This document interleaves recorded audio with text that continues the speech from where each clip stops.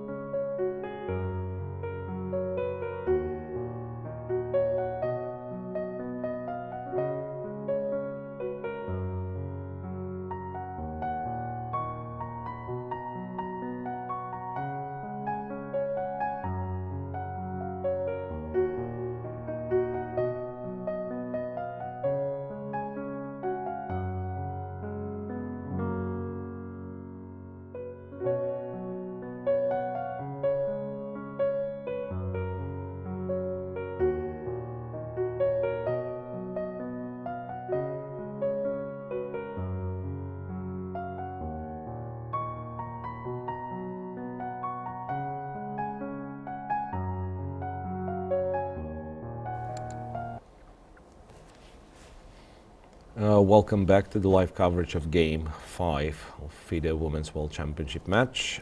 After the first hour of play, after the first break, we are returning, and well, things look very good for the defending champion, Wenjun. Things do not look so good for the challenger, Zhongyi. First game in this match, as we were saying, where Wenjun actually gets something very substantial from the opening, even though jumping ahead she did miss a chance to almost get a winning position with her last move. Right, so what we've seen was a4, b4. Bishop takes c4 is very natural. bc3, b takes c3. One of the good moves, and then black played bishop b7, should have played castle. Bishop b7, after bishop b7 there was a tactical chance once again for white, still connected with the same move, queen to d4. So queen d4 hitting the pawn, and the idea perhaps is that after castle white can go f5. And now, like normally, whenever you go f5, knight goes to e5. Now, you cannot go knight e5. Well, you probably go knight e7, but this is f6. Yeah, looks like the game will be decided very, very fast. White instead played queen e2, which is like a normal move, but it allows black to castle. Now, f5 will be answered with knight e5, and black is relatively okay. So f5 is probably not a great move. White is still better in the position on the board, but there is nothing, at least I could not spot anything like forcing. So you still have to make like normal moves, go e5, probably defend the pawn with bishop e3, and the game continues. And here for black, maybe Zhongyi will go some like f5 to play some to open the diagonal, Yes. So if white was to go e5, for instance, from what I can see, I would like to try something like knight h4 on the king side. Knight h4. Or maybe f6, I'm not sure. Yeah, knight h4 is probably good, because f6 you might run into f5. Yeah, knight h4, and if, let's say, g3 is a move I don't want to play, like opening the entire diagonal, so maybe rook f2 is what I have to do. And I agree, like, again, having the evaluation on the let's say on my screen distracts me, but if you look at this position, like without like looking at computer too much, white is up a pawn, but it's a doubled pawn. And black has some tricks at least, right? Yes. There's g2. You know, if needed, the knight can also go to f5. After, say, white goes bishop e3, you go knight f5. So the game is not over. Yeah, white is probably better, but the game is not done. And we can be kind of back speculating about Wenjun's potential time trouble, because now she's down to 47 minutes, 16 moves played, and position, even though good for her, is far from being easy, far from being clear. You and really also have to make. It's different from the first 4 games, and this game is very black will get some attack, and Yeah, you need to use time to. I agree. It's very unbalanced. It's very dynamic because if you guys recall, let's say game 3, the one that Wenjun eventually won, at some point white could make like any move, right? So if you're short on time, you just play some solid move, press the clock, that's it. Here, maybe like in each position you only have a couple of moves which do not blunder something. So it can be quite challenging. I agree. It's still a very, very tricky situation. In a way, we can say that. Yes. Yeah, Tanzania is probably back in the game. And for example, this position, and here maybe you cannot play bishop e3. I have attacked your e4 pawn, and I think white don't like to play some move like bishop d2 or bishop b2, even bishop a3. So you have to spend time on what should I put, where should I put my bishop in the future, and it should cost some time. Yeah.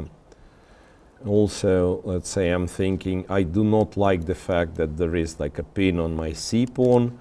Yes. If I all of a sudden go king h1, which actually is not a bad move, but I was thinking maybe like f5 one day will happen.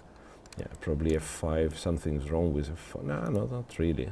f5, computer takes ef5, and after rook f5 has rook d1. Also not very human move, to be honest. Yes. Rook d1. But it's connected with, of course, like very straightforward trick. Bishop takes e6 is a threat, and if you move the queen away, guess what? Rook takes d7. Yeah. But again, it's like if you have this position on a board, you will probably find rook d1. But from afar, you might not see how good rook d1 is, and that's why you will think, okay, if I don't have rook d1, maybe black gets like some initiative on the king side. So it is indeed, it's not easy at all to, to proceed. Even if here you go rook d1, you will be careful about some move like queen h4. Yeah. I just queen h4, just give up drop everything and bring everything into attack. Yes. Yes. Which is actually, I don't know why it doesn't work. Maybe there is some trick, but looks very scary to be honest. Yeah, just queen h4, rook h5. White has played bishop to d3, defending the e4 pawn. Which means maybe bishop e3 is her plan. Yeah, bishop e3 is her plan. However, let me tell you that now computer calms down, says there is queen c7 and the position is almost equal. Whoa. And the reason is that bishop e3, the most natural move. Black is, actually, I thought e5 is important. E5 is a good move, but even if not, e5 is not so bad. e5 is a good move. e5 and f5, knight f4, yeah, it is like hard to tell what's happening. Yes, because after bishop f4, e4, the pawn structure is, which I think never seen in every game. Yeah, it's like you almost can say funny pawn structure, right? Because like, who knows what's that? And again, it's very hard, like say, to compete in such positions against the computer, which will always find some tricks. Yeah, but overall, this one you can evaluate as, I guess, unclear for the practical game. Yeah, the unclear is the best evaluation because it's really hard to tell. It's really hard to tell. So bishop d3, queen c7. Yeah, if you don't go queen, I mean queen c7 is so natural. Why wouldn't you go queen c7? Yes, and I think if white go bishop e3, e5, if white go g3, maybe I just take and f5. Yeah, you can take. If g takes, it likes rook e8, and wait, f5. f5 is possible, but then pawn takes f5. I don't know. But pawn takes f5.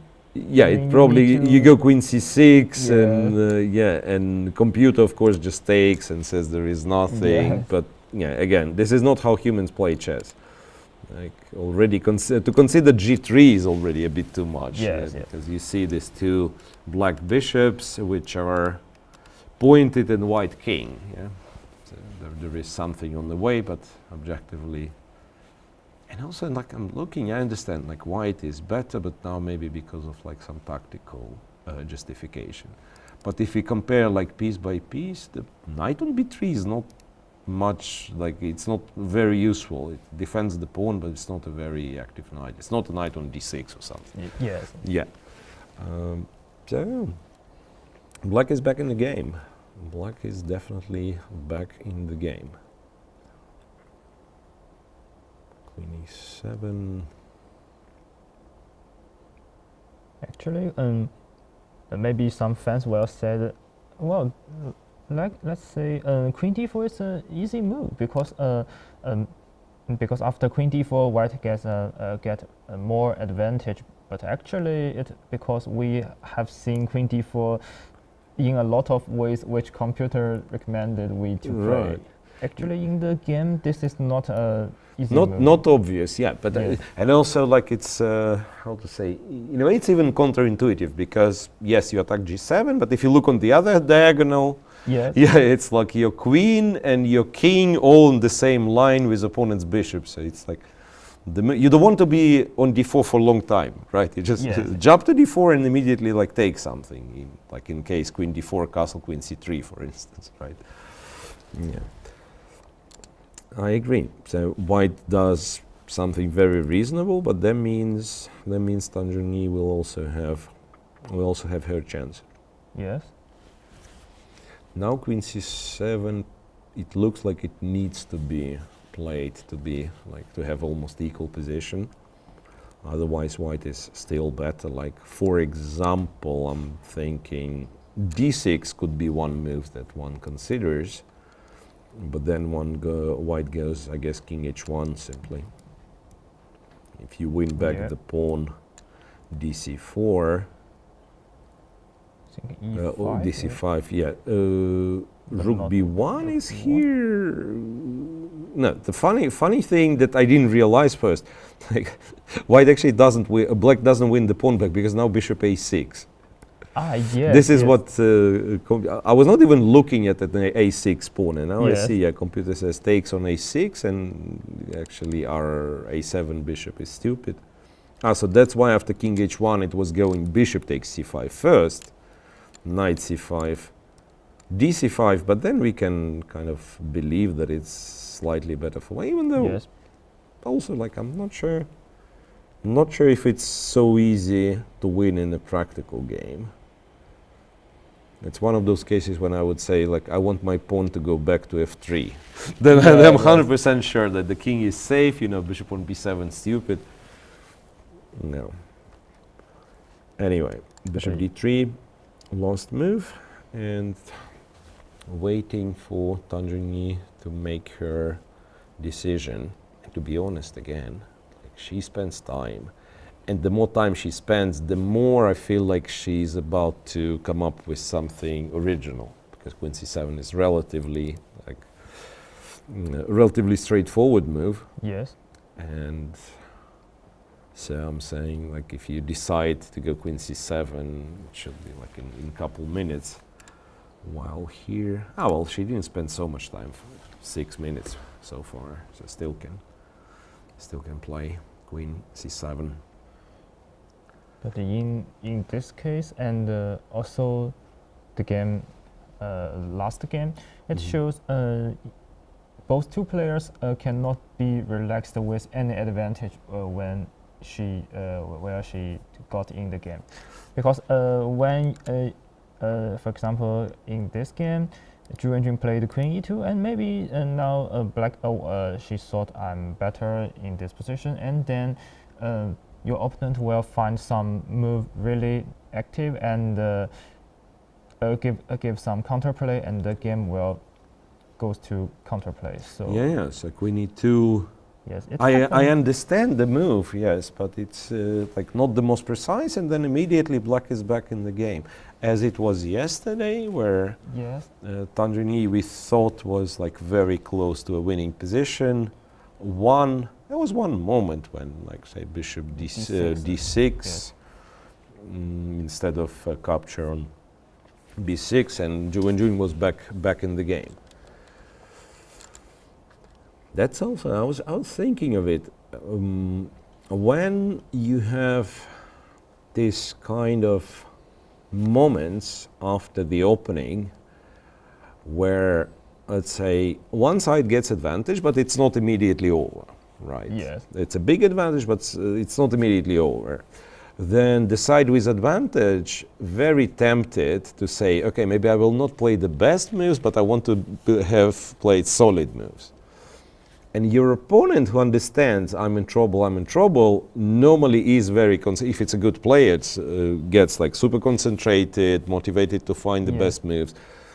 So this kind of advantage is not so hard to lose. In fact, like a couple of imprecise moves, and yeah, and it's full. So now, for instance, after queen c7, it's only like plus 0.3, plus 0.4. So basically, just, you know, an equal game with unbalanced pawn structure. Yes. And when you play the top players, even if you play some grandmaster or some professional good players, they will not lose motivation in the game, even if the position is really bad for he or she to play. Yeah, sometimes even the opposite, right? So Yes. that like to win a winning position against a good player, right? It's not so easy. It's not so easy because people tend to fight very, very well. And this is maybe something, let's say, maybe unique to only strong players, right? It's not overall human psychology, and you see many examples when kids play their tournaments. Usually they are only interested in the game when position is good, and then they're happy, and then the moment they don't like the position, they usually like lose very fast. So this can be attributed to a level of chess, but also I think this is something like historically very recent, that people fight on like practically every position on every move. Because if you check historical games, all these like brilliant games of Alekhine or even Mikhail Tal, yes, the games are fantastic, but also the defense of the opponent is usually not great. Yeah. And to speak of the kids playing in tournament, I have some funny stories when I was very young, and I have a friend. He actually grows up and he also plays well in chess, but he is an amateur. And there's a game he was playing very well, like he is 8 years old or 9 years old, something like this, and he almost win the game. But his opponent find a move to exchange the queen. After exchange the queen, he like wins 2 pawns and the position is almost winning. But when his opponent exchange the queen, he cries because it's not interesting anymore, right? Yes. Because there is no queen on the board.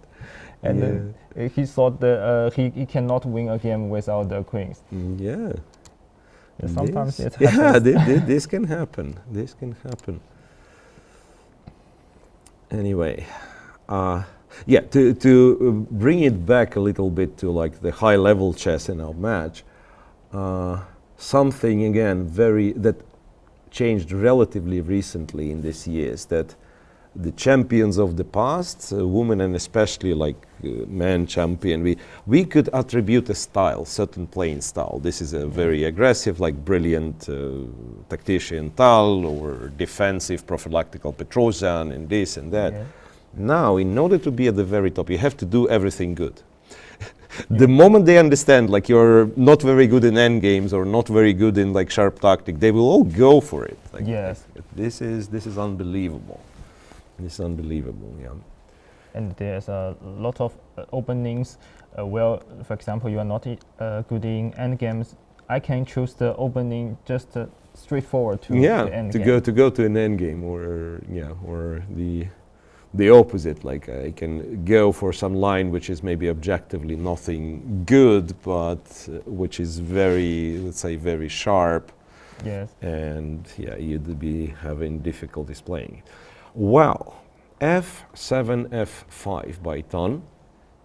And I think this is a move. Actually, at least fans will very like it. Yeah, I understand why, let's say, it's played, why it is exciting, but I have to tell you, computer doesn't like it very much. E takes f5 apparently is the strongest move, so I'm wondering what is the plan after e f5. I think I would think knight h4, right? Because ef5, ef5, like I say, to recapture with the pawn is, again, if I trust this machine, it's the best move for black. But also, why would you play it like this, right? f5, you just exchanged. Yes, you have the diagonal, but maybe you had it previously. So it's not very logical. Normally, if you go f5, one can expect that after ef5, you have some tactics, some idea behind the, e takes f5, knight h4, and f takes e6 is what computer does. And maybe it's right, because I'm threatening e7, as much as it looks scary, but I'm threatening e7, like if in case knight g2, bishop g2, right? There is e7.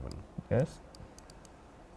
And I think after f takes e6, if you go de, maybe bishop e4, I can just bishop easily e4. stop Yeah, it. this is exactly what computer says, that after bishop e4, all of a sudden I exchange the light square bishops, and my king is safe, and I can actually go king h1. And this is what Wenjun will be very happy to have, because it's also not only it's much better, but it's also safe, understandable. This is my, I don't know, extra passed pawn. This is my king is safe. This is a type of chess, type of positions she likes the most.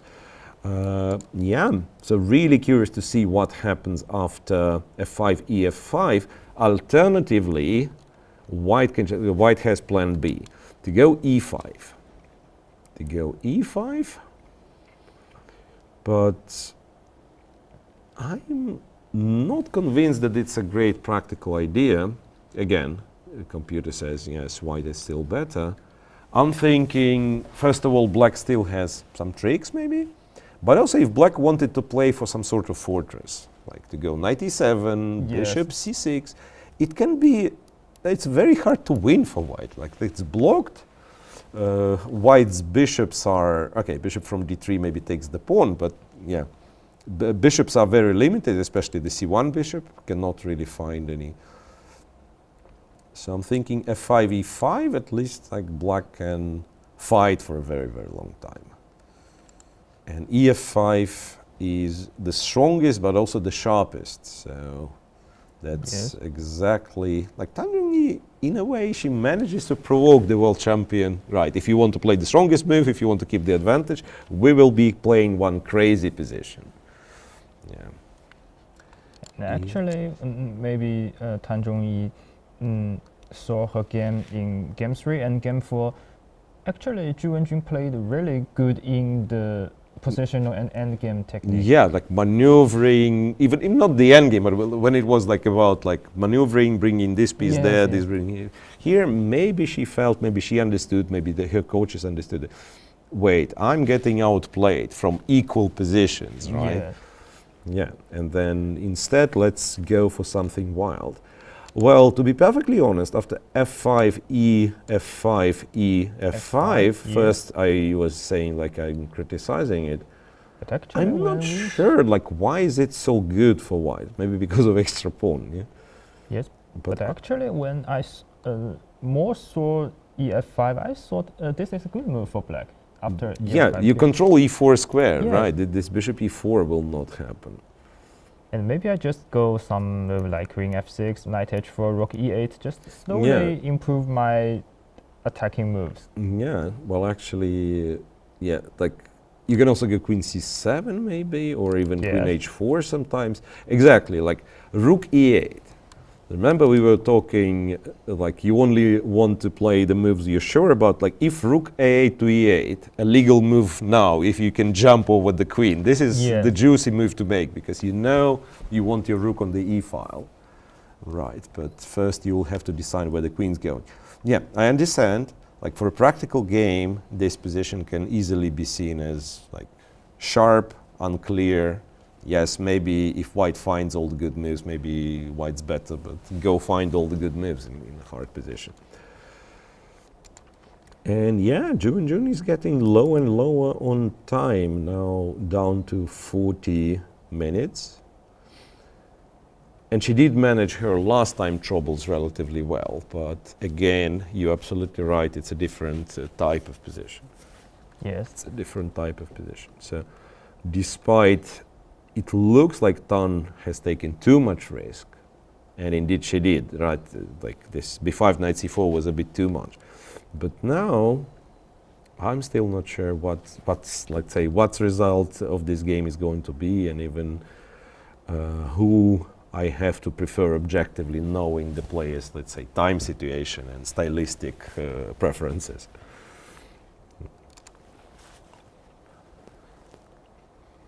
Yeah, maybe I don't even want to take on f5.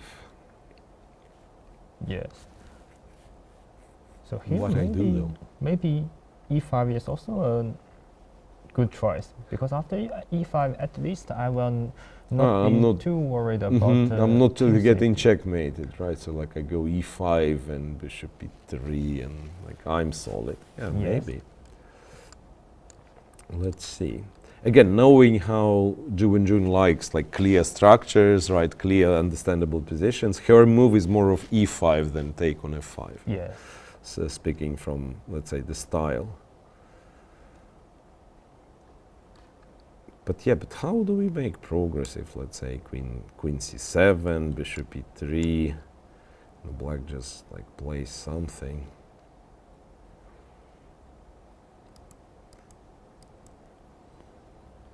I, for instance, wanted, of course, to like somehow go knight h4, g5, and so on, but I see one of the things computer does is rook fb8. Even like not a Yes. b8, but rook fb8, saying that there is nothing on the king side. You just go. It's also understandable. Yeah, rook b8, maybe bishop d5 provokes c4. Yes. Yeah, And, provokes c4, then go bishop c6. And actually, maybe you cannot easily protect your c5 pawn after bishop d5. And if I can capture the c5 pawn, maybe I can play positional. Yeah. Maybe better. Yeah, for it black can be. even. It can be. Well, the structure is exactly. If you win the c5 pawn back, the structure is fantastic because you have like f7, e6, f5 chain, and even if d7 is targeted, maybe okay, you dedicate one piece. You go knight f8, right? Yeah, You dedicate one piece to defending the whole the whole king side. Yeah. So it is a very important moment because e5 leaves Wenjun with much more control of the position, but maybe not so much of an advantage. And otherwise, like the objectively best move is to take on f5, and I guess, yeah, you can say with precise play, maybe white is much better even, but it's absolutely crazy position then, in which he will have a little bit less time, and her opponent really likes playing tactical. And this f5, I think it should be a very big surprise for Wenjun, because when I first saw she played the bishop d3, I think first maybe I will go bishop e3, and the second I thought I will stop black to playing f5. Yeah, exactly. Yeah. So bishop d3 is like, among other things, you think, okay, now f5 is not dangerous. This is also a big plus for this bishop d3. And then black plays f5. And it is really tricky because, indeed, like first you think ef5, we weaken black, like some squares for black, but also for white, right? Black's bishop on b7 is absolutely fantastic, right? Yes. Black's bishop on b7 is absolutely fantastic. So, okay, let me look at some lines after, let's say, this exchange, because like one of the lines computer is going for is bishop e3, and it says black goes king h8, which I'm, by the way, not sure you need to. And some bishop d4. And for whatever reason, queen c7, queen f2, rook e8, and computer's not impressed, says white is better, and even plays like a5 and something. Yeah. But again, you're absolutely right, and I think we agree that, like, for human, when you see the bishop b7 on the diagonal, like the knight potentially, well, maybe this time it's not jumping to h4, but it could jump to h4, right? Like rook on e8. You first things you want to do is dedicate somebody to defend your king. All right, Wenjun exchanges on f5 and goes bishop e3. So far, I guess following the best moves.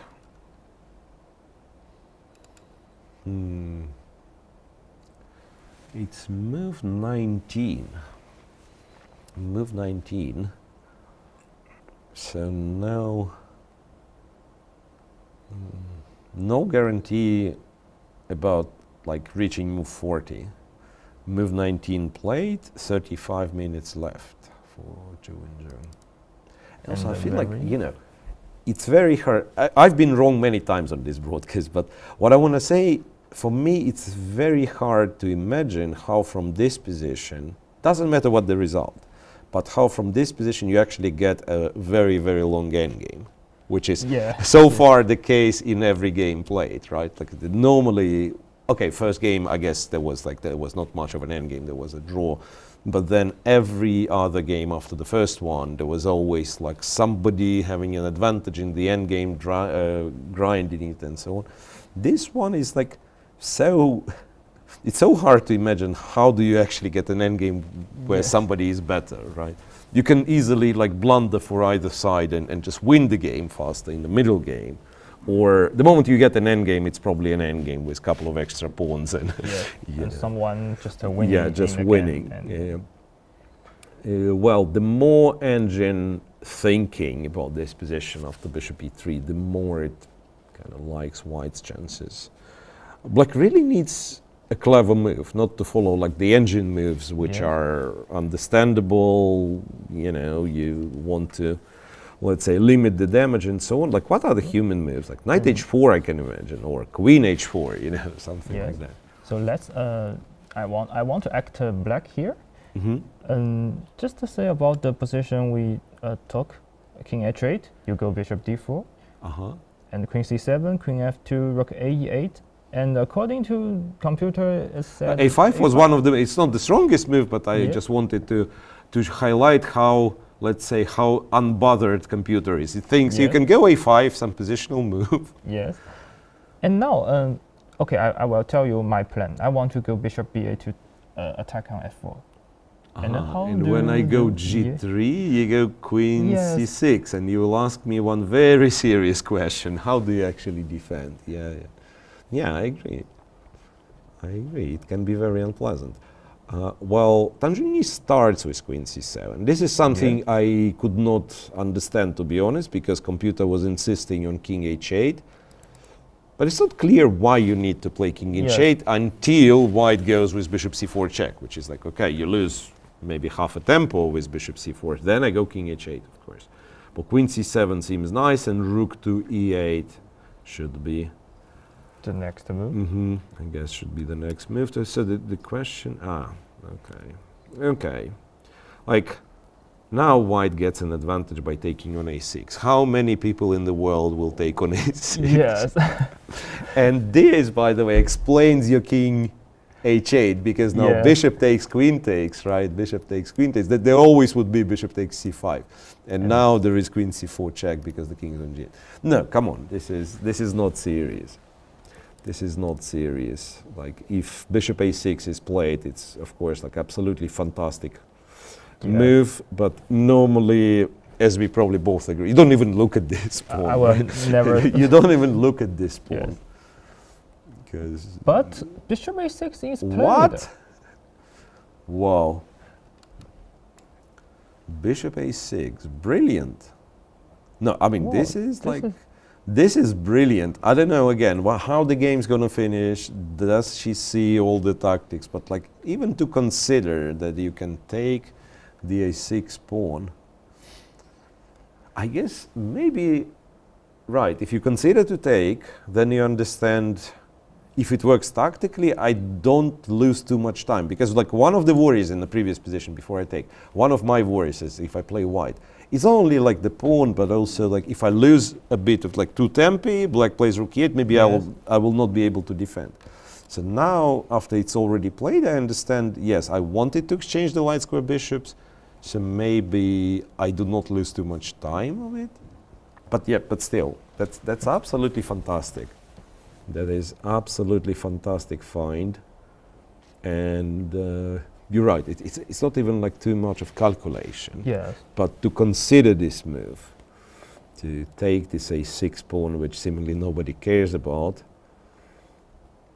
but you actually do care, right? You actually do care. But actually, maybe to take with a6 pawn is not the final final goal of white. Maybe I just want to exchange the bishop, right? Say if black goes bishop e4, for instance. Again, I would probably go bishop d3 exchanging. Yeah, but computer still, that's fantastic. Like I wonder if Wenjun will also find this one. Computer goes rook d1, and the point is, again, it wants to give a check and go bishop d5. I'm guessing this is. Yes. This is, I guess, the whole point. Bishop a6. Now, I mean, I'm shocked, but in a in a good way. So that's absolutely brilliant move, and so Zhongyi is probably also a little bit, or more than a little bit, surprised. Bishop takes a6. Incredible. It's absolutely incredible. If I go rook a8, still? Yeah, maybe that's what you have to do, rook e8, but bishop takes bishop, yes, I take. Queen takes, and it says go check on c4, unpin, king h8, king h8, and bishop d. Yeah, well, actually, it's good that you asked, because now I'm thinking how confident I am if I don't have, if I don't have the robot giving me the moves. How confident I am that I'm surviving here. Yes, because I have a lot of attacks with your pieces. Yeah, bishop f4, knight h4, rook f2, and. Yeah, I guess like I can already play c6 somewhere. Like if things getting too bad, I guess I can somewhere play c6 and shut down the diagonal. But even this one, like I would not be sure that this is a winning position. Like there are some ideas like rook e6, rook g6, rook e6, other rook to e8. Yeah. They're still really not. They're still tricky. Yes. So. It can be literally anything. I guess we have to wait for Zhongyi to make her move. Yeah, so because, yeah, go on. I'm thinking, you know what, again, this computer stuff, there could be some move that, and for instance, our rook e8 is like good candidate for this. There could be some move that white has tactical refutation and maybe like almost wins immediately, but if you don't see it, then you were relying on this move. So that's I'm like thinking maybe black thought that, very likely black thought it's impossible to take. Yes. So now she has to find a way to at least put some pressure. I don't think like you will survive if you just exchange and play this position normally. Somehow I come to realize that the bishop on a7 is not doing too much. Yes, actually the variation after king h8, queen c7, rook e8, and bishop b8 is a good way to activate the bishop. Yeah. Yes. Maybe this is also Zhongyi's plan, but she missed the bishop. She missed the bishop a6 thing. Yeah. Which is, I think, really easy to forget for absolutely both colors. No, but exactly that's what I even knew from computer that you have to play king h8, and I said it's very strange move, yes. right? Why would you go king h8 if there is no check? That is because of this tricky bishop takes a6 and then intermediate check on c4.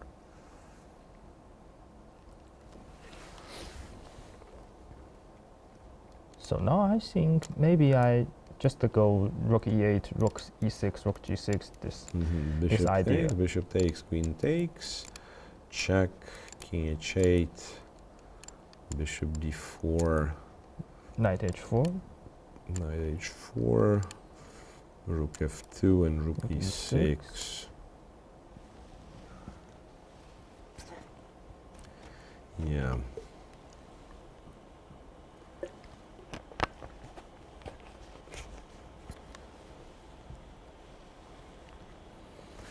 I'm looking at what I think we are probably like the one tempo short because there is queen b5 and it's not clear where I can where the queen is going. Yeah, queen b5, because if we go to c8 then we are no longer on diagonal and computer goes g3 and pushes the knight away. Yes. And this we believe it's winning. Yeah? To go on a8 maybe. Can I go? Or e4, yeah, maybe like go active, yes. Go queen e4. Actually, I want to go d5 first, and when you play c4, then queen e4. To go queen d5. But maybe you can go c6. C6, yeah, C6 this is the problem. Queen d5, c6 forces pretty much the queen's exchange. So queen e4 if I go. Yeah, queen e4 is possible, but then still some like no. What really like I don't like is that white can take on d7. Yes, but I rook e7, rook g6. Yes, I want to go rook g3. It's a stupid bot says you cannot do much. g3, knight f3. Yes, actually I thought this was a draw. Takes, and why isn't it a draw? Queen a7 wins. So I cannot. Actually I'm very surprised. I thought this will be a straightforward repetition.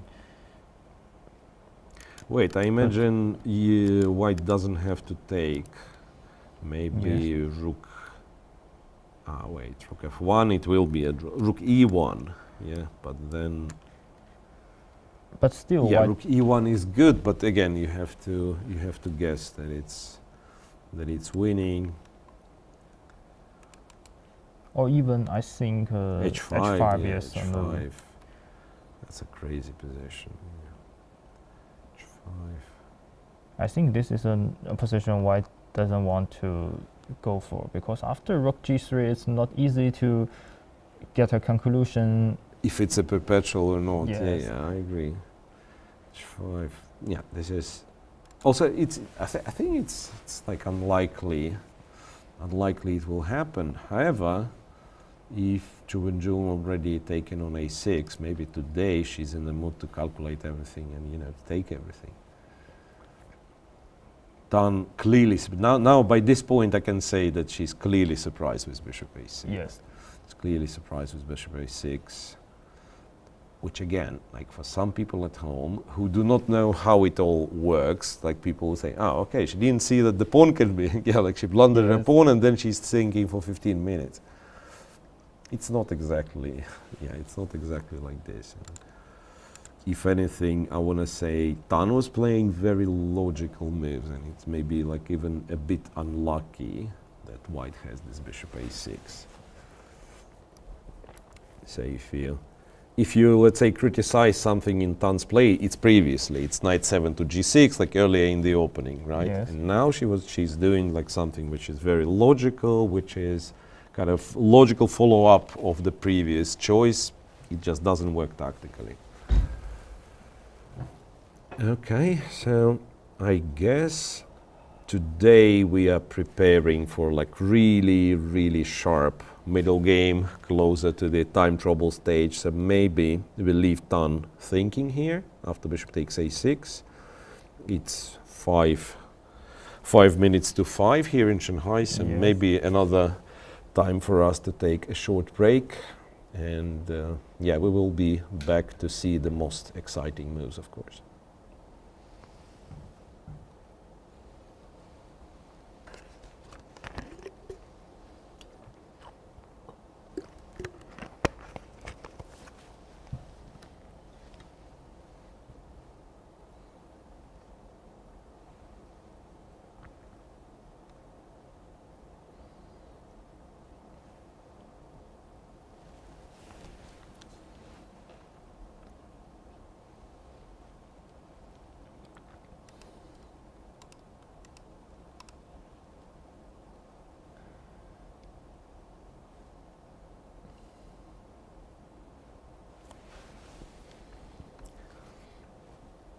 All right, I guess I guess yeah, we have to go on for now. Yes.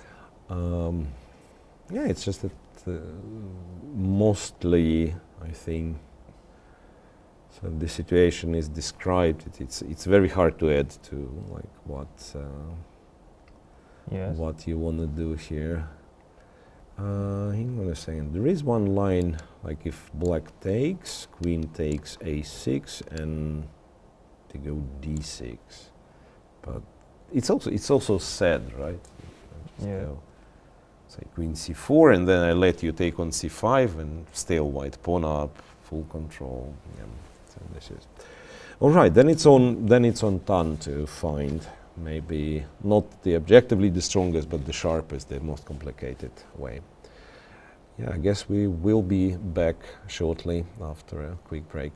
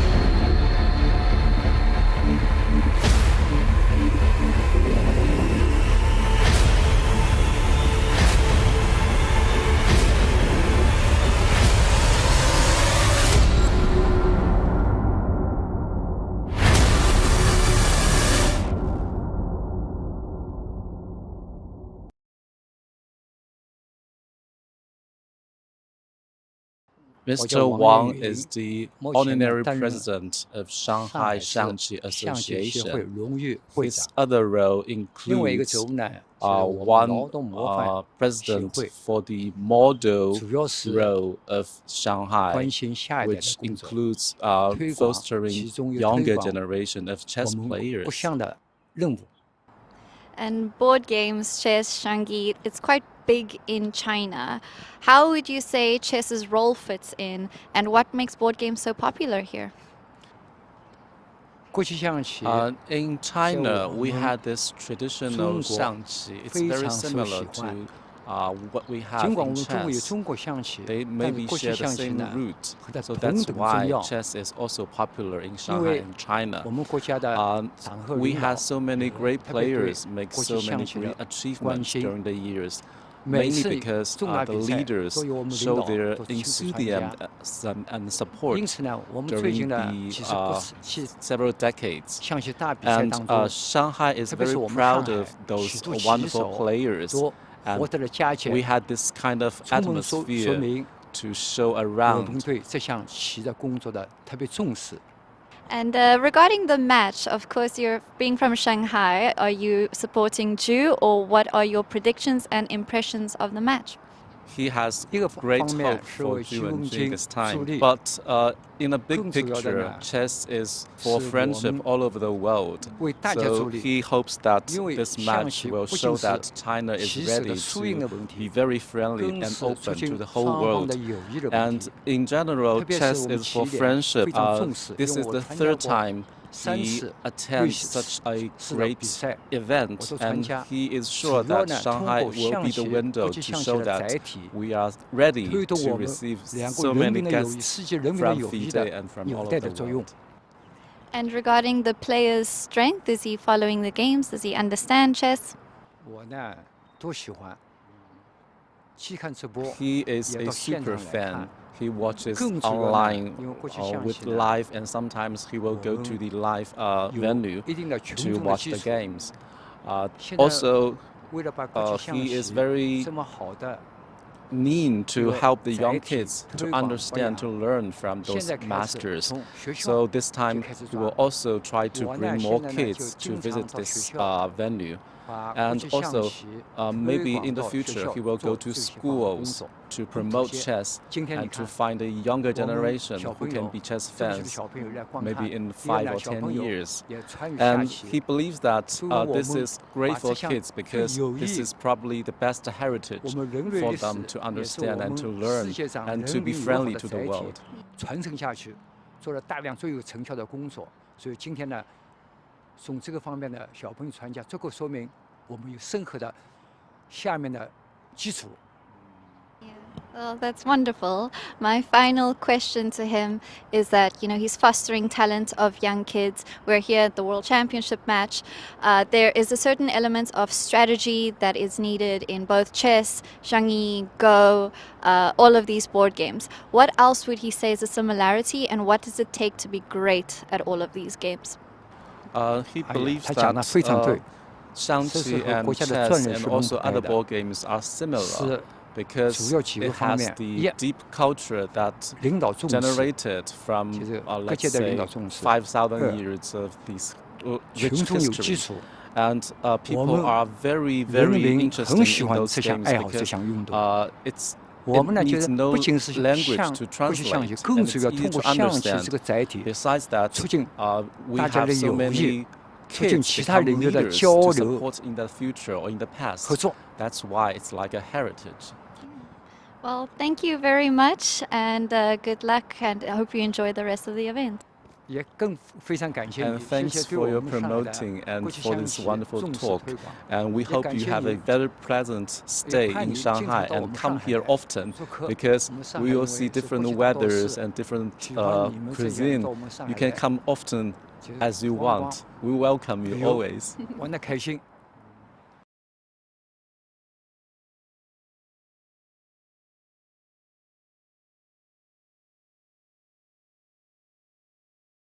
First question from your fans is, how does it feel for you to meet the same person you met 7 years ago in the World Championship? So this is certainly my second time with her.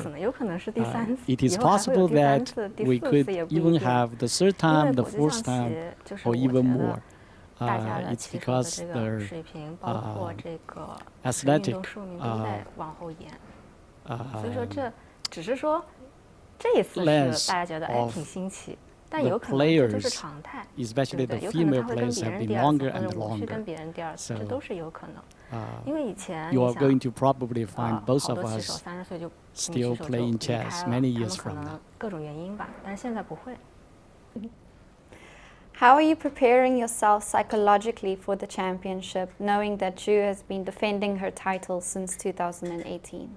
I actually don't pay too much attention to my opponent's situation. I am very focused on my own situation. What's one piece of advice you would give to club players who want to improve their calculation skills? For players at the club level, as long as you work on chess, you are going to improve. If you want to focus on calculation, you need to know that calculation takes time and it takes focus. So don't do things that's going to hurt your calculation, which is to play bullet game online. Because in those kind of games, you're not going to do a whole lot of calculation. So you need to have the patience, you need to concentrate on your calculation, and then your calculation will improve.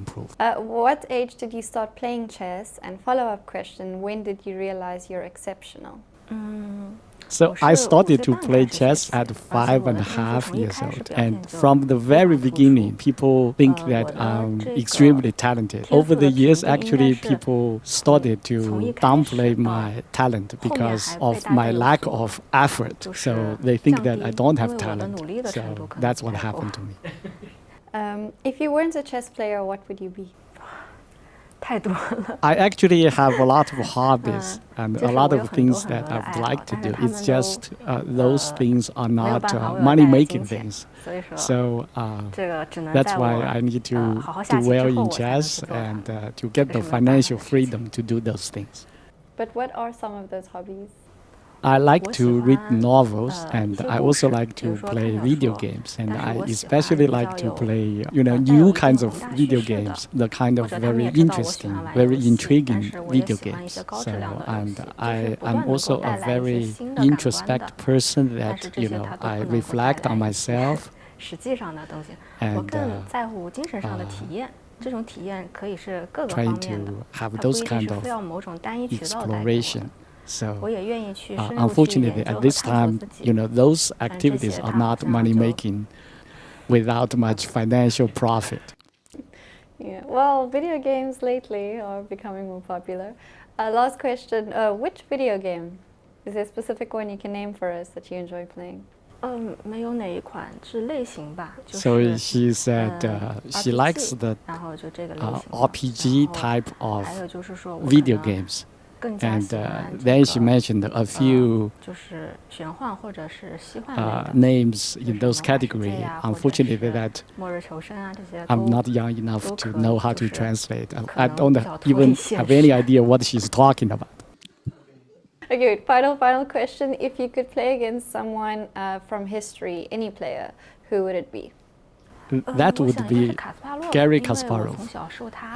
It's because when I first started to learn to play chess, he was the dominating figure in the chess world. So he has impacted me a lot.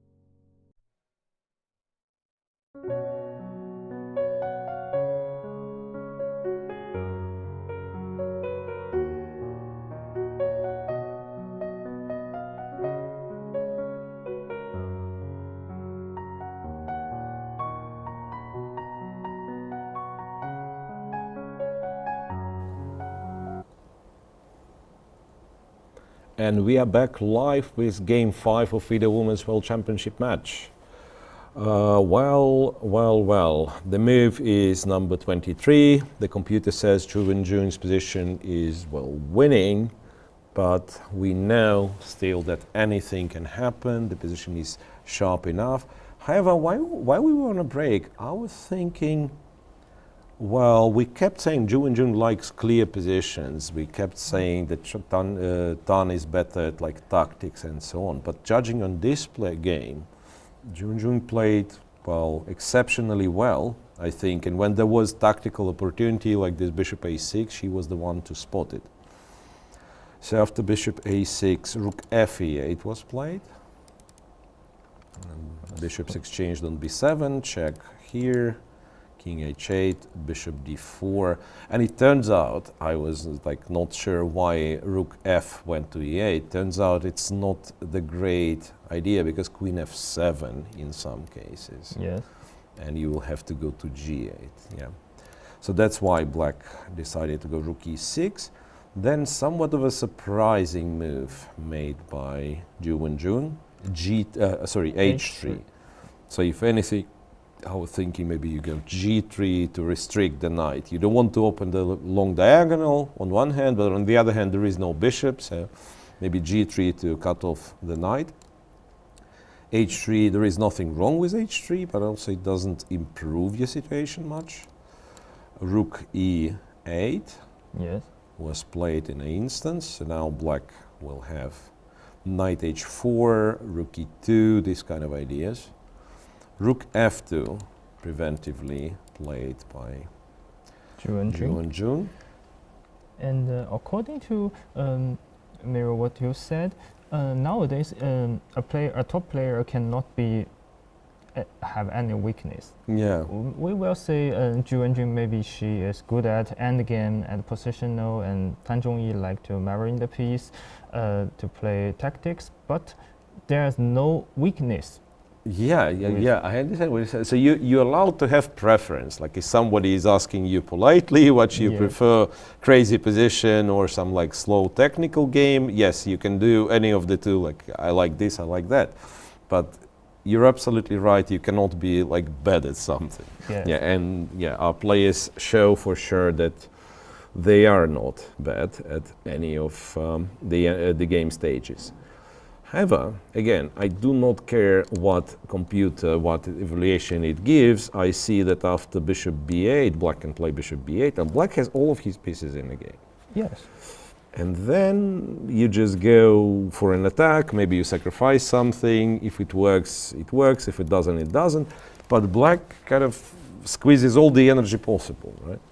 So I guess after bishop b8, let me see. After bishop b8, rook f1.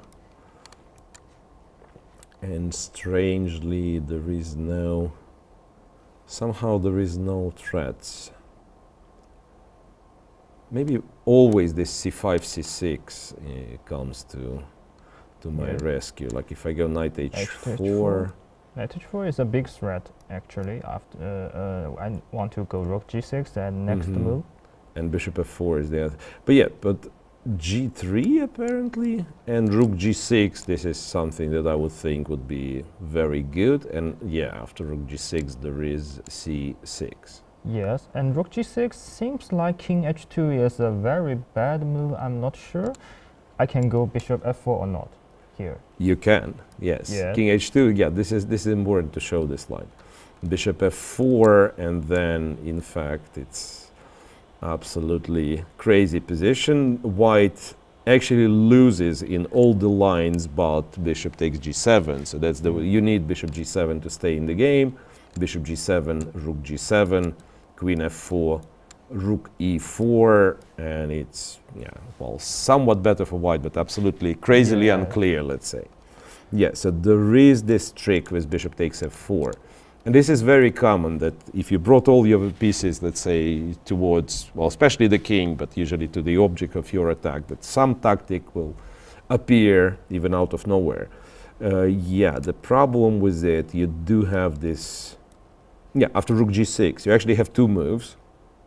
King h2 we just looked at, and then c6, which is winning. Otherwise, white is losing. Yes, but actually c6 is not an easy move to decide to play, because you give black to play some rook g3, which is very dangerous. King h2, right, but then the queen is hanging and so does the rook, right, and there is not much you can do. And bishop b8 already played? Bishop b8 already played, because it's anyway, I mean, you have to do what you have to do, right? Bishop b8. I agree, g3 or rook f1 and then g3. It's not the most obvious sequence, right? Yes. One can think of what else can you do. F4 is hanging though, so you better defend f4. And for instance, g3 here would be a terrible mistake, because then knight takes f4. There's a lot of tactics. And black is just winning immediately. Yes. Gf4, check, yeah, king h2, bishop f4, and checkmate on g2.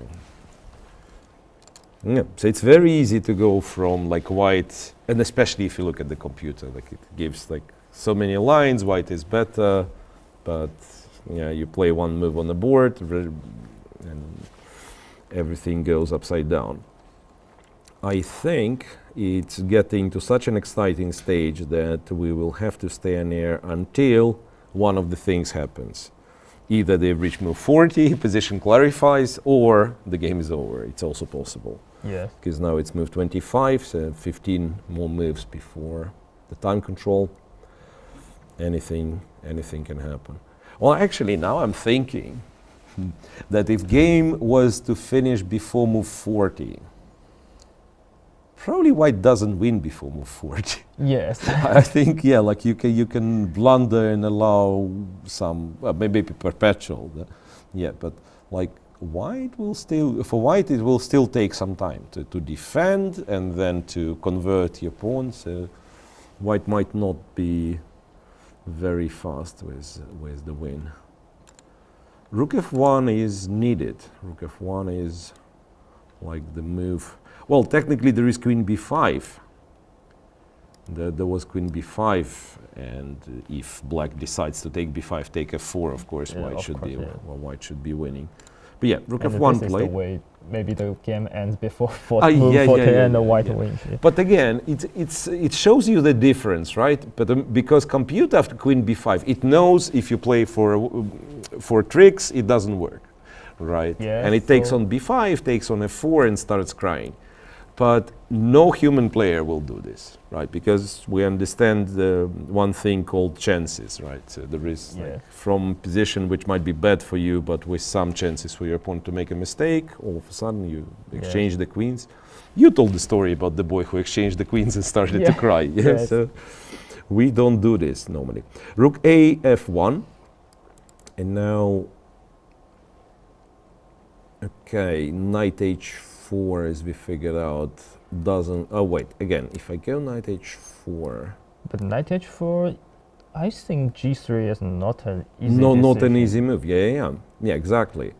That's what I'm thinking. Like knight h4. If if white has any other comfortable move apart from g3, it is very sad though. Knight h4, and I imagine this is the plan for Wenjun. You have c6. You have c6. Yes. And then, like, you can take this pawn three ways, but nothing is good. If you take with what, I don't know, queen, we exchange the queens, right? This actually requires some technique maybe, but white should be happy doing it. If you take with the pawn, I guess knight c5 wins immediately, right? And ultimately, rook takes c6. It's queen f7, the deadly move that attacks. Yeah, rook g8 and knight a5 wins material. Yeah. So that's a clever trick. Yeah, that's a clever trick. c6, because it's not the strongest, but if you see c6 and you see that, okay, I'm guaranteed to exchange the queens, that's probably the move you're going for. Yeah. To go g3, rook g6, you know, and you play one wrong move and maybe black is already checkmating you. Let's see. On the other hand, for black, we kept saying that black does everything right, but it still needs the follow-up, right? Because now, say, computer moves are h6, bishop c7, something that I don't think, again, human does a lot. Yeah. Well, bishop c7 might make some sense. You cover a5, but again, you have to have like a very good reason to go bishop c7, and I think objectively. Okay, maybe I can give bishop c7 a real reason. Maybe I can go queen b8 to attack on f4. Yeah, bishop c7. There is one more idea. Yeah, that you can actually go queen b8 and attack f4 one more time. But maybe with your queen on b8, maybe this is where I go g3, right? So you don't even have the queen on this long diagonal.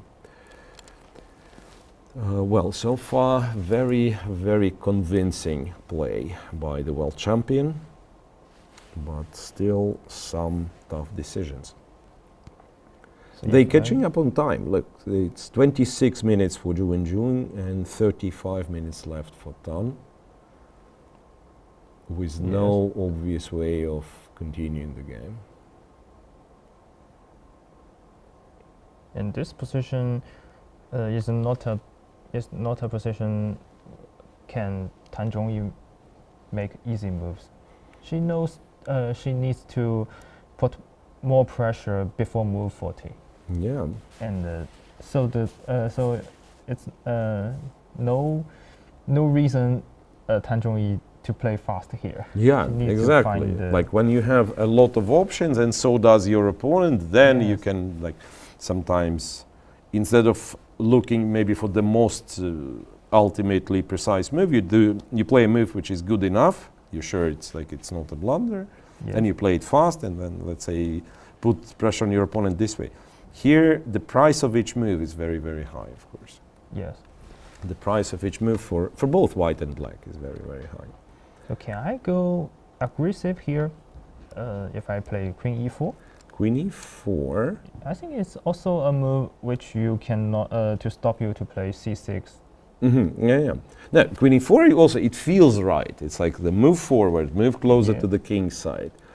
And what's interesting, like the moves I play, well, knight D2 maybe is like the real move, because like something else is like stupid, but maybe knight D2 is what you can do. Okay, knight D2, I go Queen, let's say A8. Yes. Yeah. Queen A8. Can I go G3 now? Now, for whatever reason, I can go. Now I understand why I can go G3, because knight F4, I take rook F4 and bishop F4. Again, rook F4. Yes. Because I have two rooks on the F file. Because before that it was a checkmate, and then knight F1, whatever. Yes. Too many. Knight F1, rook too F2. Solid. Too many pieces around the white king. Too many pieces around the white king. Yeah. Again, checking the computer evaluation, it says there is no good way for black to develop the initiative, but during the game you don't know it, and even if you know it, you still have to continue. So Tan spends her time, she will find some idea and go for it. And then, because you cannot really hope to save the game by normal means, like exchange queens, win one pawn back. No, this is not happening here. But after knight D2, queen A8, I want to continue some moves after G3. Mm-hmm. I know after G3 I have no more moves tactics, but maybe I go some move like rook F8, or I want to say, if you haven't got queen F7, can I go rook A6? Yeah, the switching to rook A6. Yeah, this is actually a good point, because it doesn't work, but because in every variation, like white can play queen F7 immediately, or play a move rook A4, queen F7, because queen F7 wins, let's say. Yes. But if not for this idea, then it's a perfectly legit way for black to get reasonable counterplay. I still want to play knight H4 so badly, though, because after G, I know it doesn't work, but after G3 the knight is so terrible on G6. Yes.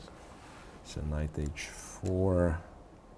But we said C6. It might be one reason not to like. C6 might be one reason not to like it. Actually, I think C6 will be the move played in the game. So if queen takes. Even I find something interesting. I want to go queen C8 to stop, to just stay in the game, but you have bishop G7, I think. Yeah, nice. Which is easily bishop winning. G7. Right. Yeah, it's king G7. You'll have queen D4, and that's it. Yeah, but so this is a bad sign, where let's say white is up material, and also some tactic starts working for white. That's usually a sign that your attack is over. Let's see though. Let's see if Tan will find at least some way to stay in the game. I'm almost surprised that nothing works for black, because black brought all the pieces in play, and also knight on b3 is relatively far. Yes. The knight on b3 is relatively far, but somehow, yeah, the c6 resource, or queen f7, if you, let's say, if you move the e4 rook, yeah, this is maybe too much. And I don't know how many times, like from being a kid to being a grandmaster, I've blundered, okay, not on the board, but in the variation. Like I go rook e4, you go queen f7, I go back rook e7, attacking the queen, you know, because like queen g7 is the checkmate you see, right? Not the bishop g7. So, and then usually when you think of it, it's already too late. Yeah,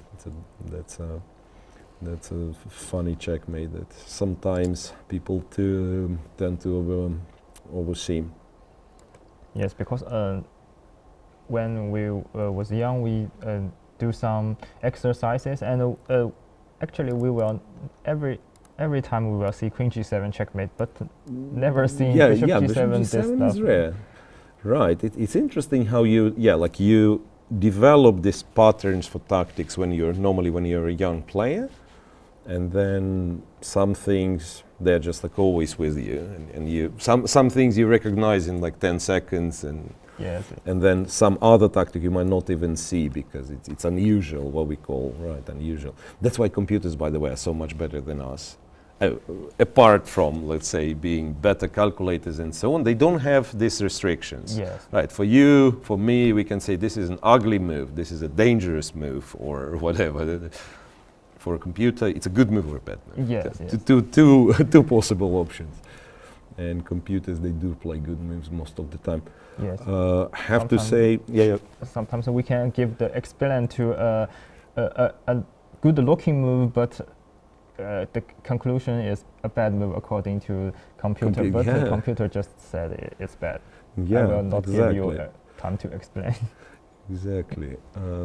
So far, Wenjun, after, it's tricky. She's gotten the advantage so easily. Like if you return a little bit back to this moment when, let's say, 13 move a4, right?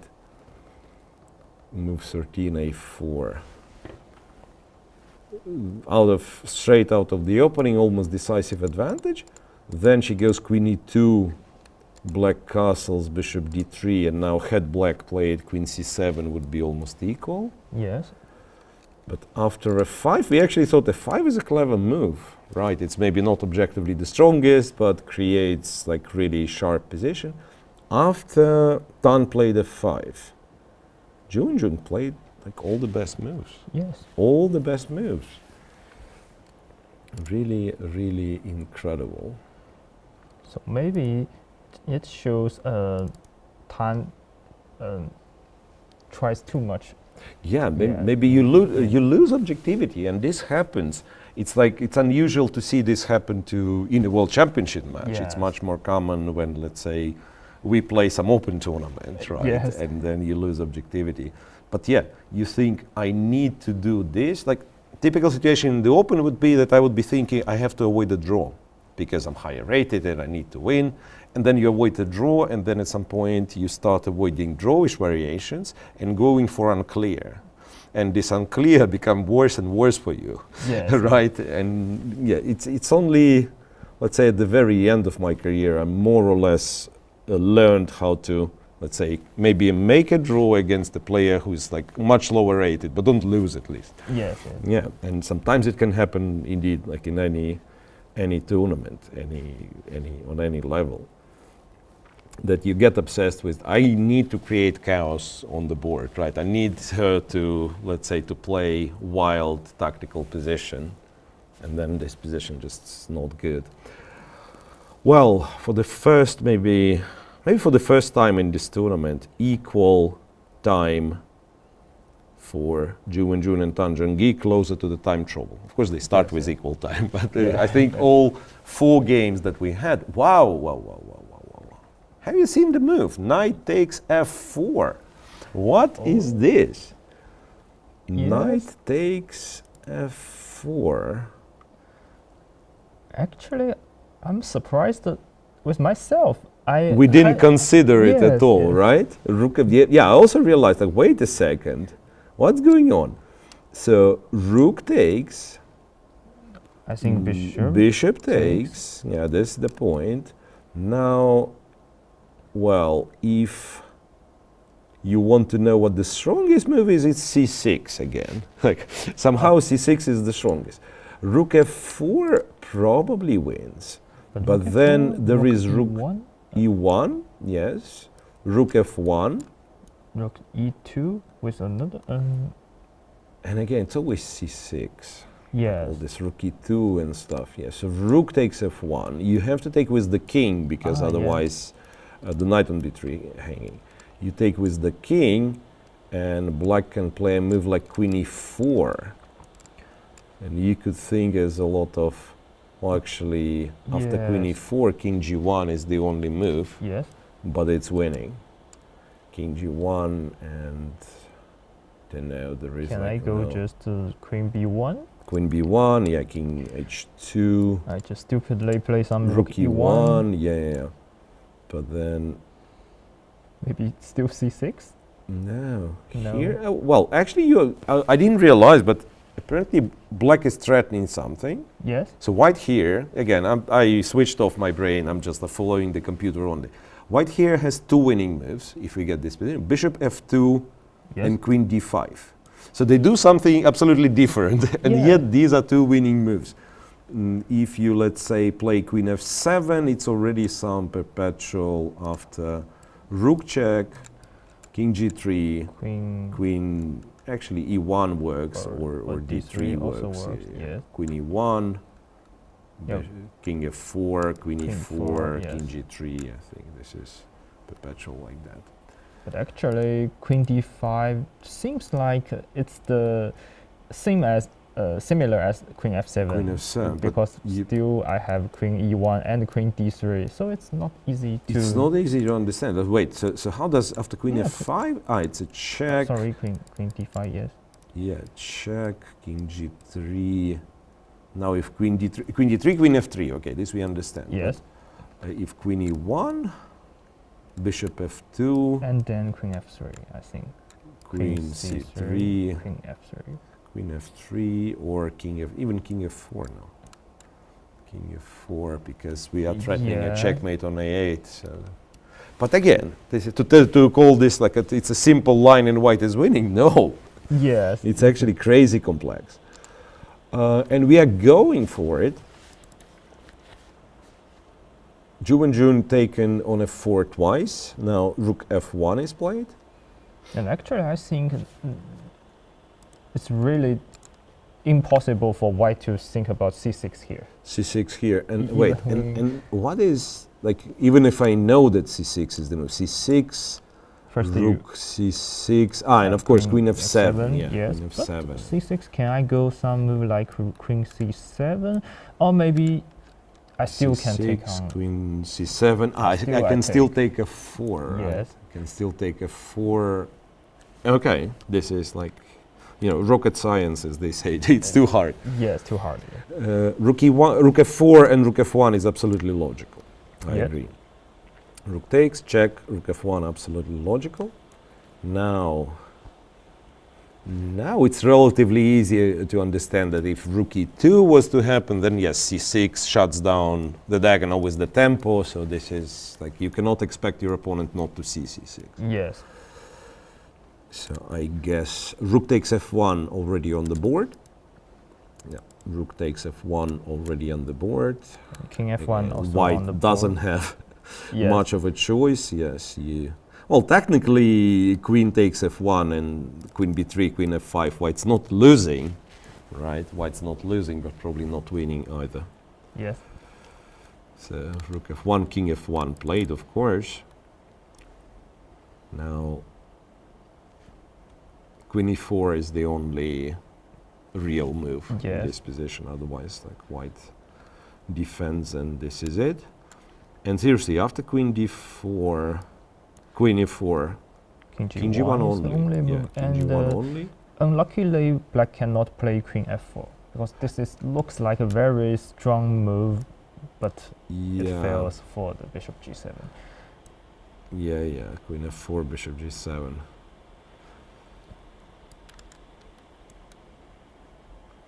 Queen e4 played. Yes, and I think king g1 will be played shortly.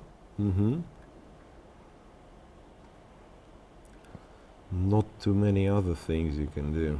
Yes.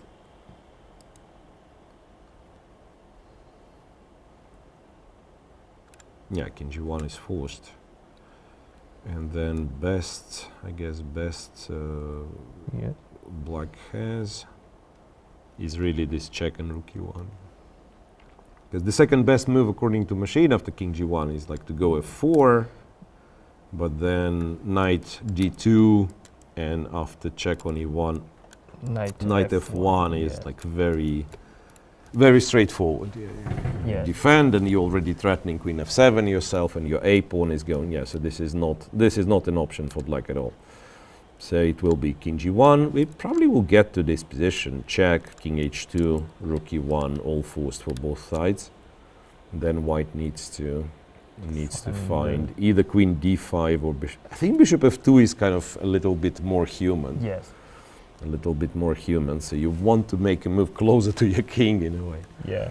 Yeah, so bishop f2. And how does that work? After check, you just go king g3. And you save, right?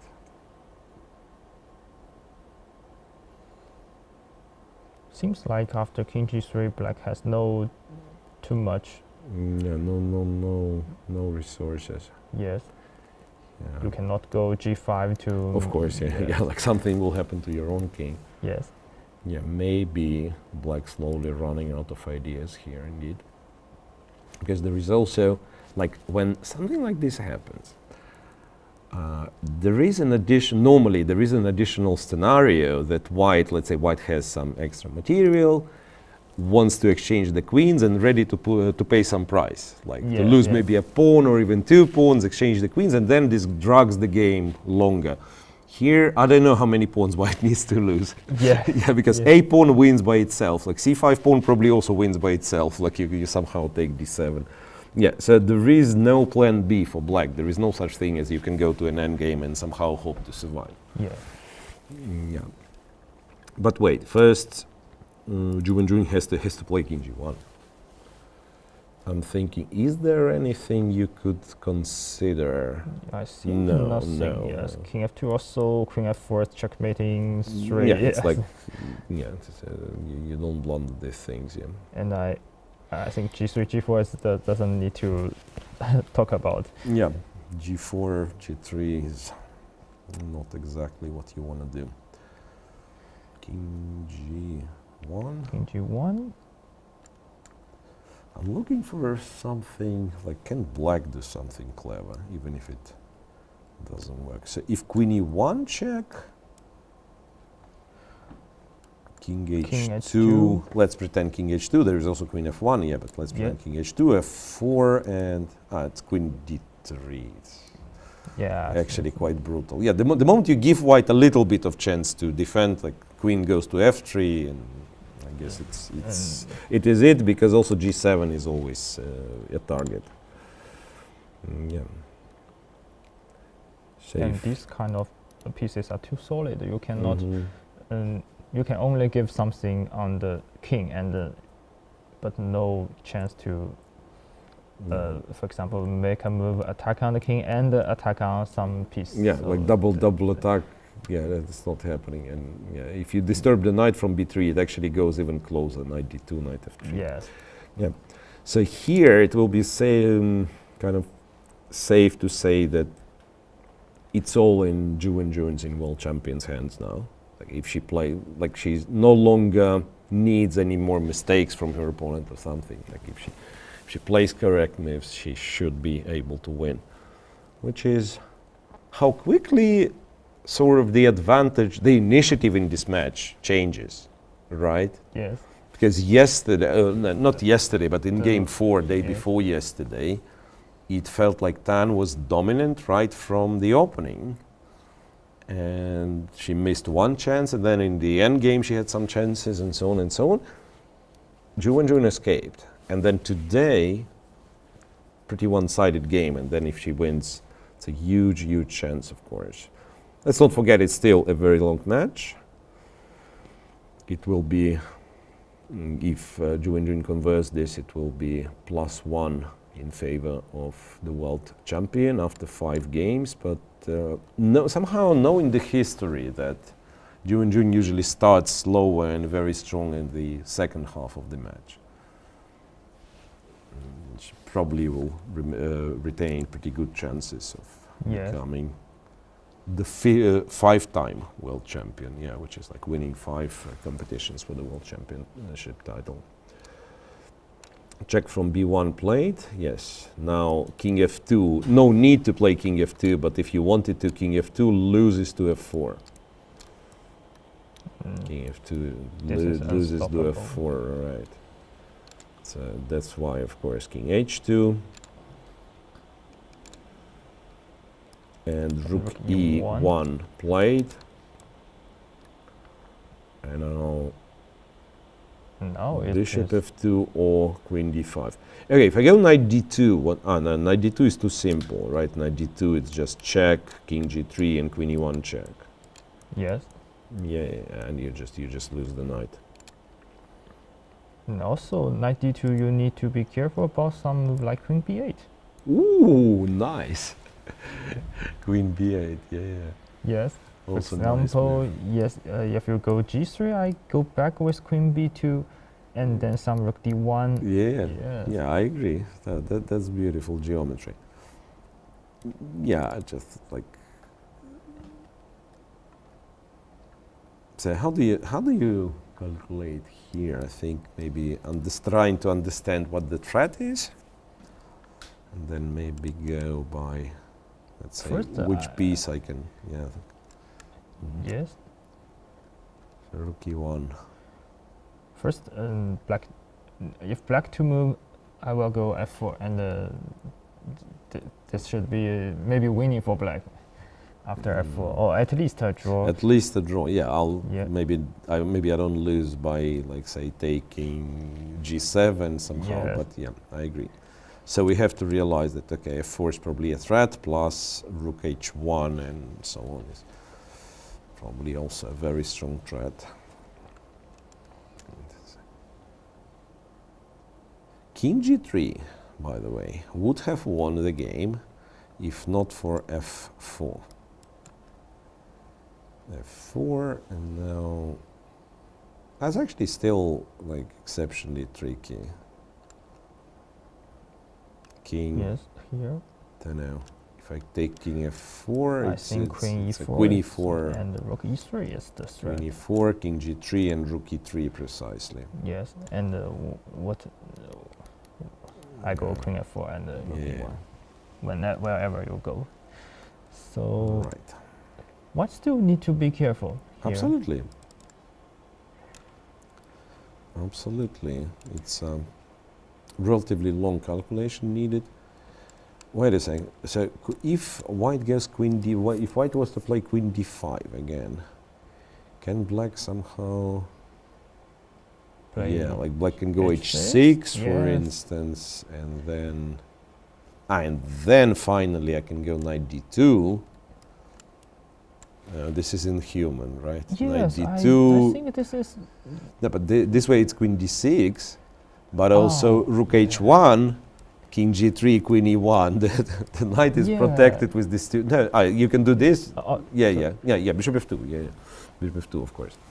Yeah, Bishop F2, and the knight is protected. Yeah, but you need to find F4, Queen F3, and maybe Queen D1, King F4. I'm not sure this is the computer line, but you can still understand how, let's say, how confusing it is, and it's a relatively, like, maybe not so long line, but a lot of options. Like usually, I've noticed this is something like with queens and rooks. Usually, like it's, for me personally, it's harder to calculate because like too many moves. So you cannot really be sure for Wenjun, like which move to pick. She will, of course, like will not blunder a checkmate. She will find one of this, one of the two defensive moves, but still, no, not an easy task after Rook E1.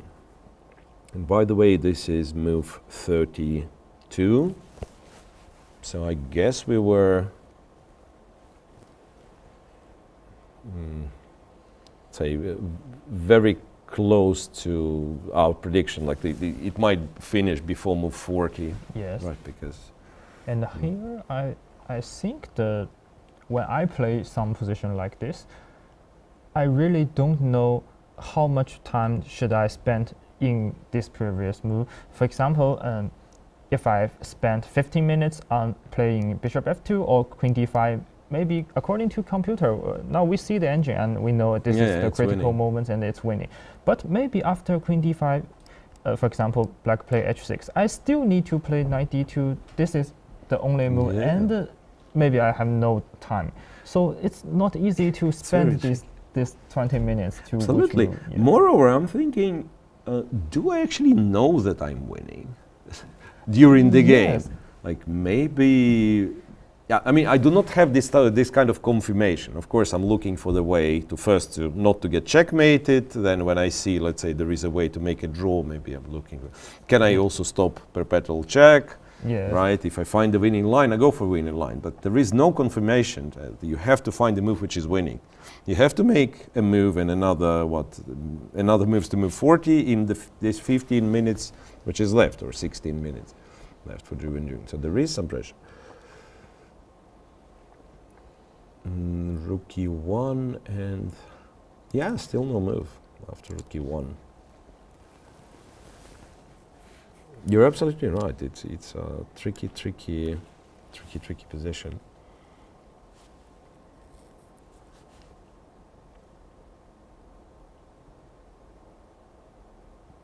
So queen d5 or bishop f2 are two moves that work for white. And in a way, I would say none of them is kind of screaming to be made, because bishop f2, I think, like closer to the king maybe, but also bishop is great on d4, defend it, targets g7. If anything, you want to move the stupid knight from b3, which is not participating. But the moment you do, you actually lose it. And anything else is like bishop f2 or queen d5. Anything else is a draw. Wait, if c6, c6 is also a draw somehow. c6, f4. Yes, bishop f4 to g7, king to g7, and some queen d4. And I think it's a variation white to play for draw. It's white who is happy to have a draw. Absolutely. It's white who's happy to have a draw. Okay, 15 minutes left for Wenjun. Yes. And I can feel the nervous atmosphere in the playing. The tension is incredible. The tension is absolutely incredible. Like even in a online blitz game, I would not be relaxed in this position. And imagine like with so much at stake, with a lot of money, a lot of honor, and the world champion title at stake. Of course, like each move you want to double check, triple check to be sure that you are playing the best move. And also, like knowing that the win in this game is so close. Of course, you're sort of under some additional pressure.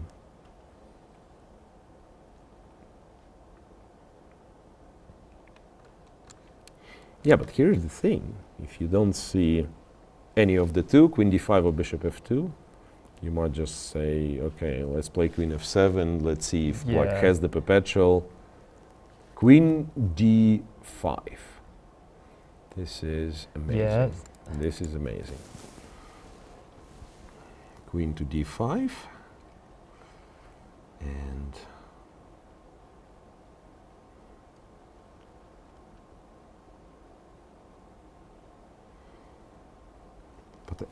even when you told me what's the difference, I still keep forgetting. Like, what do we? Okay, queen d5. If black passes, it's queen a8 mate. Okay, makes sense. And the difference is white can play queen f3 to. So check, king g3, queen d5, queen d3, queen f3. Yes. Sorry. Here. Yeah, check here, queen e1, bishop f2, queen c3, queen f3 or something. Yeah. Yes.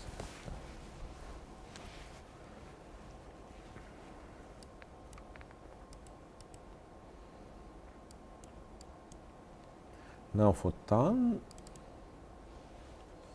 this is probably the time where you, this is probably the moment when you spend like as much time as possible trying to look for,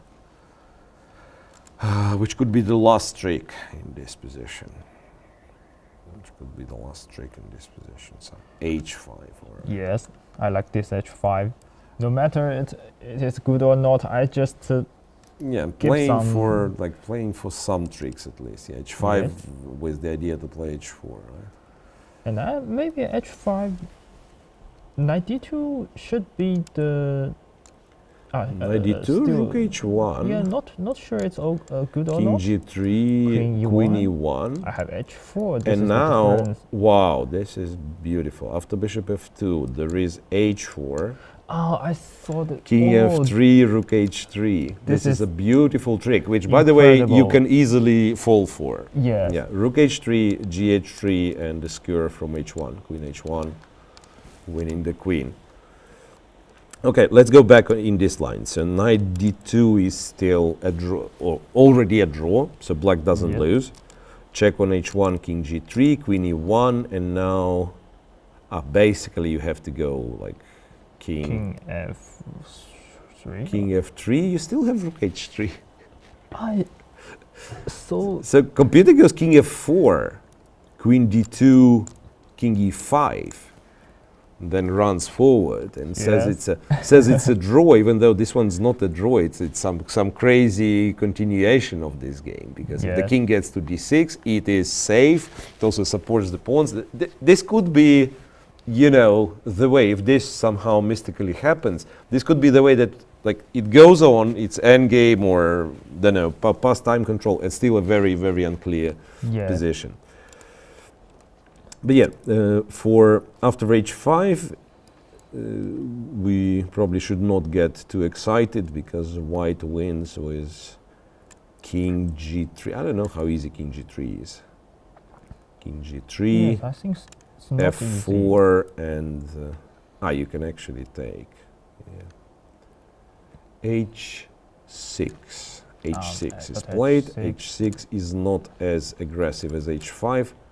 After h6, you can do knight d2.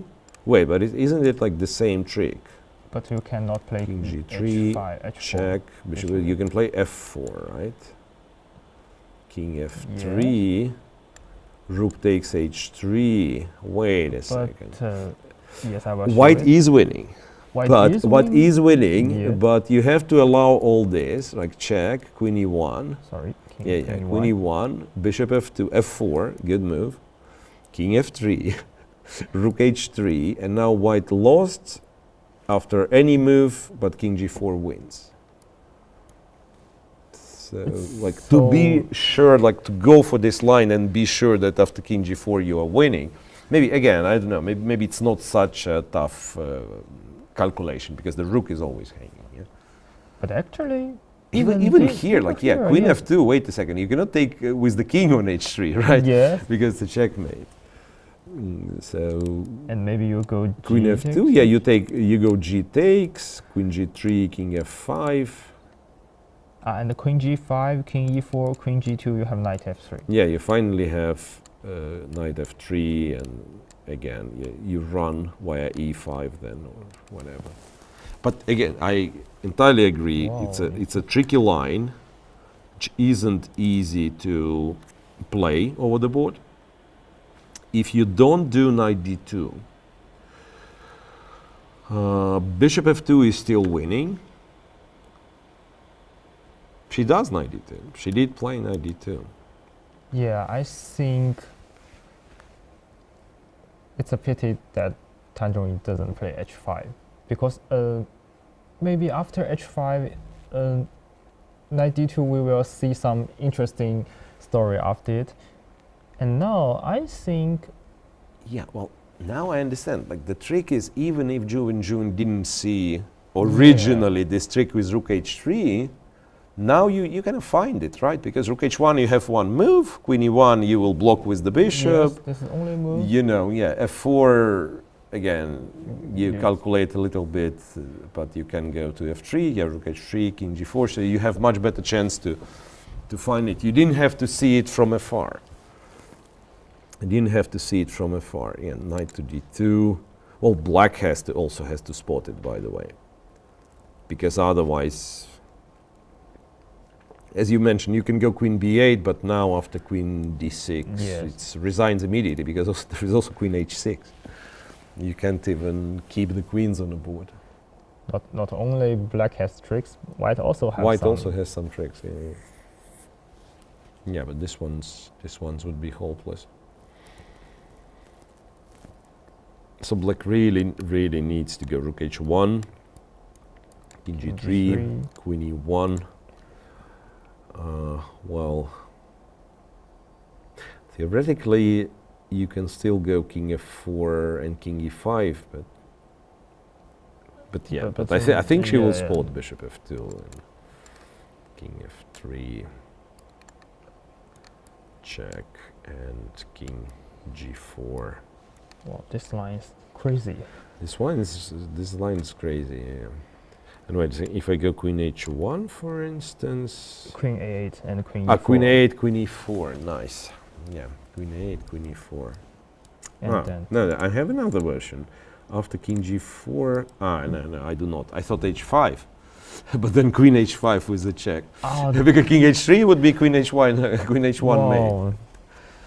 Yeah, I will show you. I will show it to you. Yeah, okay. I mean, it's a very naive checkmate, but who knows? Yes. Who knows? Knight d2 on the board. It's incredible, right? Because white is winning, but also none of the fans, let's say, of the players can really say the game is over, because there's always hope. Like you can overlook this, you can overlook that. Rook h1 and king g3 on the board. Literally, I don't think there is any other move that makes sense. Yes, you have to go queen e1. And this could be an important point. This could be an important point. Because now king f3 loses to rook h3. Yeah. Here's the trick. Now, bishop f2. Yeah. Bishop f2. And then f4 jack. You know what, I think... no. I wanted to say, like, white has no chance but to go king f3. White actually, like, if white's scared somehow, can go king g4 and has the perpetual, right? Yes. Has the perpetual where a8 and e4. But again, it's like, it's not on seconds. Wenjun has 12 minutes. Yes. And she will, of course, like, even if f4 originally was, like, overlooked, then she'll realize, wait a second, f4 is scary, but also I can go here, can go there, and I win.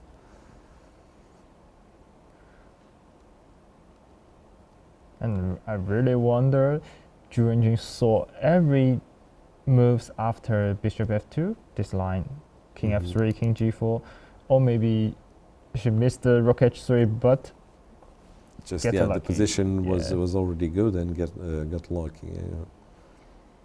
I remember someone, like from all the experienced guys, told me that usually it's never like you see the whole plan, you see the whole variation. Because, this is how in old chess books people like to explain. Like, okay, world champion, he calculated this combination for 20 moves in advance, you know.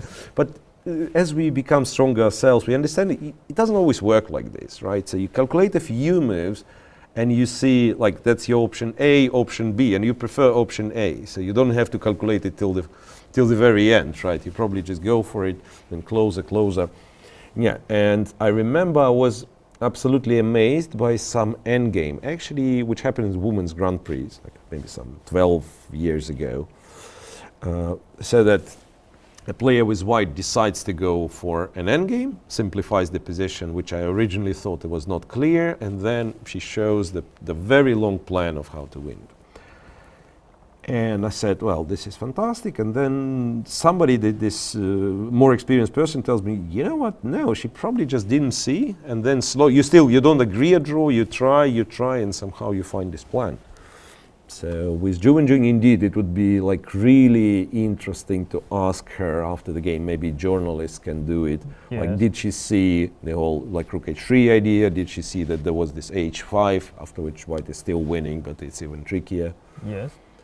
And if the fans are already coming to our broadcast, I can show the lines. We mentioned it before.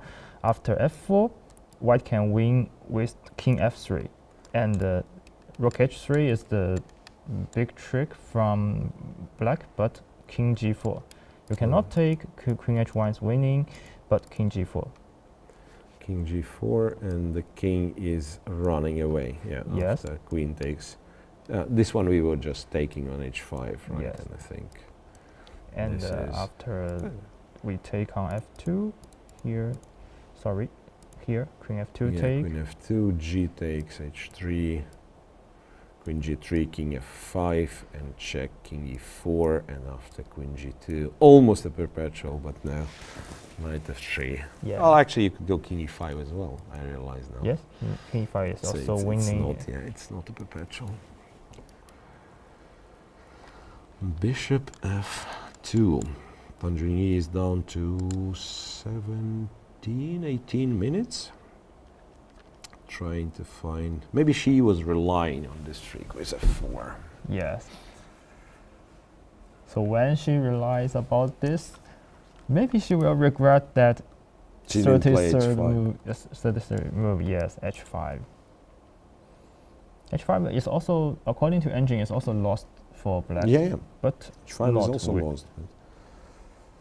I think if I play white, maybe I will fall into knight d2 the trick this trick, yeah. Because I will show it. Knight d2, rook h1, king g3, the same as what happened in the game, but now you cannot play king g4. Yeah. Yes, and black winning. Black here. just wins the queen and the game, yeah. Yes. Incredible. Absolutely incredible. So where we are, move 36. 36. Yeah, move 36. Yep. So we in fact can pass the time control if, let's say, f4, king f3, rook h3, king g4, all played quickly. Queen takes f2, gh3, move 39, and black gives couple of checks. We can pass move 40, but that's the best black can do. Like that will be the only achievement in the game. Controversial game for me, to be honest, because, like, again, very easily Wenjun gets advantage, or seemingly easily, right? Like, but very big advantage from the opening, and then there was a chance once again for Zhongyi to almost equalize. She decides to complicate instead, and then Wenjun plays perfect. Yes. Pretty much. Okay, you can argue about some decisions with computer, but the moment she gets the advantage for the second time, she never actually done anything silly.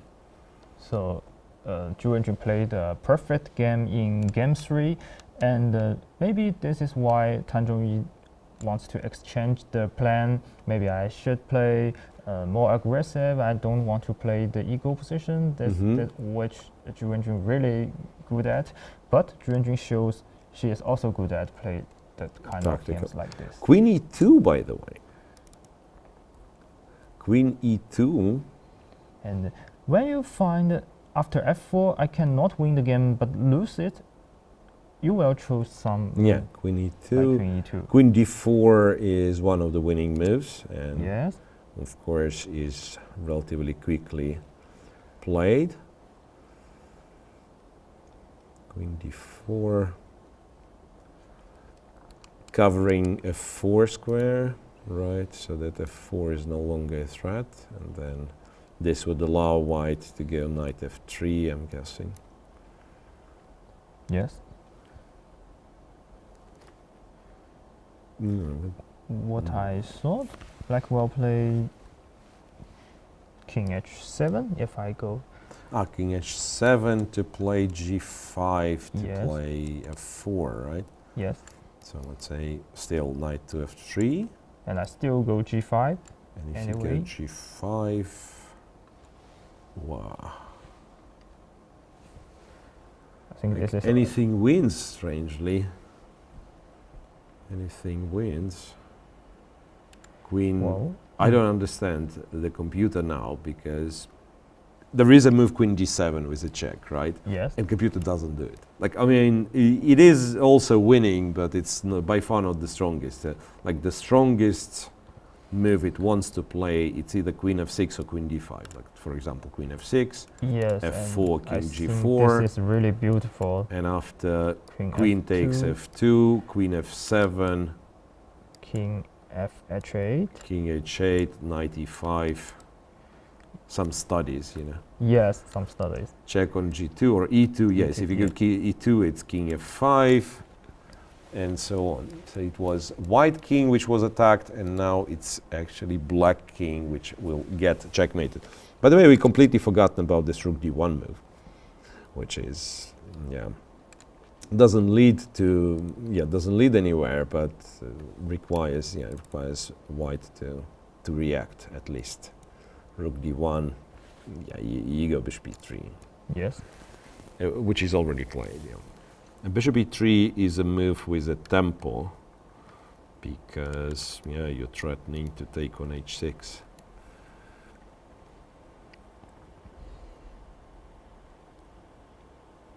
Here, I think king h7 maybe. No, I guess you play king h7,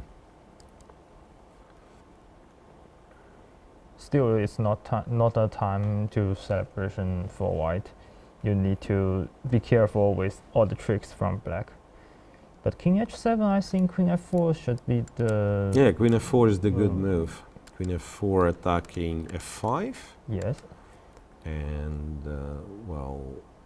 wait. Queen f4, but then after queen e1 check... queen e1 check, you can do anything. You can do queen f2. Yes. All right. Can you f4? f4, yes. f4? f4 seems like I blundered with queen f2. Yeah, this seems that... but I can't go bishop f4. Yeah, I can. Wait, queen f2. Bishop f4 is still winning for white. Yeah, so... I don't know. Somehow, yes, bishop can take. Yes. Yeah, f4 bishop can take.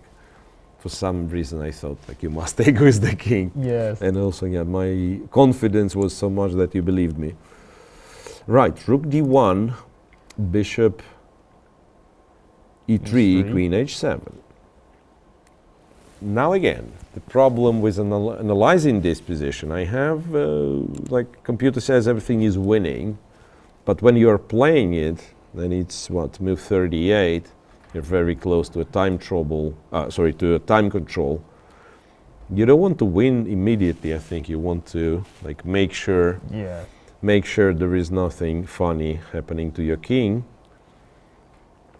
Get this time increment and then win the game later on. So, what do you think? Have we seen all kind of the, not even tricks, I want to say, like evaluation swings? Will there be in this game? Then once again, it's unclear if white is winning or not. How's your feeling? Because I think no, yeah. Yeah. Because it's been so many times where you think, okay, but this is it, this is over, and then still something happens. But yeah, you're right. Here it's very hard to imagine. It's very hard to imagine what has to happen. The queen f4 was the good move. King h2 is one of the things computer... Actually, king h2 might be clever. So I hide, and if you go queen e1, it actually isn't threatening anything. But still queen f4. Yeah, you can still go queen f4. Still go queen f4. Ah no, but then it doesn't make sense. I wanted to somehow avoid going for this queen f4 thing. Got to say, Tan still managed not to fall apart in a position that we thought was like completely there was this is kind of the last hurrah, last wave of like black trying to create some problems, because next time black runs out of threats, this will be the final time. But for now black still has some tricks. Strangely, computer doesn't, let's say, is not impressed. For instance, says you can go a5, which is not an easy move to consider, to be honest. But basically, black's move g5, that's what we want to do. There is some forced checkmate. It's, of course, queen d7, queen e8. And you need to be careful about my bishop d4. I will show it. Yeah, but there's queen e8 and it's a checkmate. It's a checkmate. King g7, bishop d4. And this is... Yeah. All right, so maybe it makes your life a little bit easier when you realize, you know what, g5 is actually not a threat, right? Yes. Maybe. Because part of me wants to actually, push the a pawn, distract one of the black pieces, but maybe that's a bad habit, because then if I lose my a pawn and somehow lose one more pawn, then we actually have this like super long endgame, so on. Yeah, you want to defend the king from the perpetual. That's for certain. And also, if you go a5, you need to find the queen e1, king f3. Should be the only move, I think. King h2 is possible as well. But king h2 is just perpetual. You need to still. Of course. Yeah, silly. King f4. What? Can go king f4 apparently. Can go king f4, and after check on h4, you can go king e5 or king f5. No, this is crazy. King this takes is crazy. f5. Yes. What? Because I find g6, king e5, queen e7, but I can go back. Yeah, so this would be a lovely checkmate if white goes king d5, it's all of a sudden checkmate on e6. But but I can go back and nothing will happen. Anyway, this will not happen in the game. Like even if all of this is winning, you want to be like, let's say if you're playing this position with white, you want this game to be as unexciting as possible from this point. You don't want to show any beautiful variations or something. Yes, you just want to win calmly, and this would be it. Okay, can we find like a reasonable move which doesn't win? Yeah, queen f4 anyway. Queen f4 feels like very human. I guess almost. Yes. Almost automatic. Almost automatic. You attack. It's move with the tempo, right? You attack f5 with a check.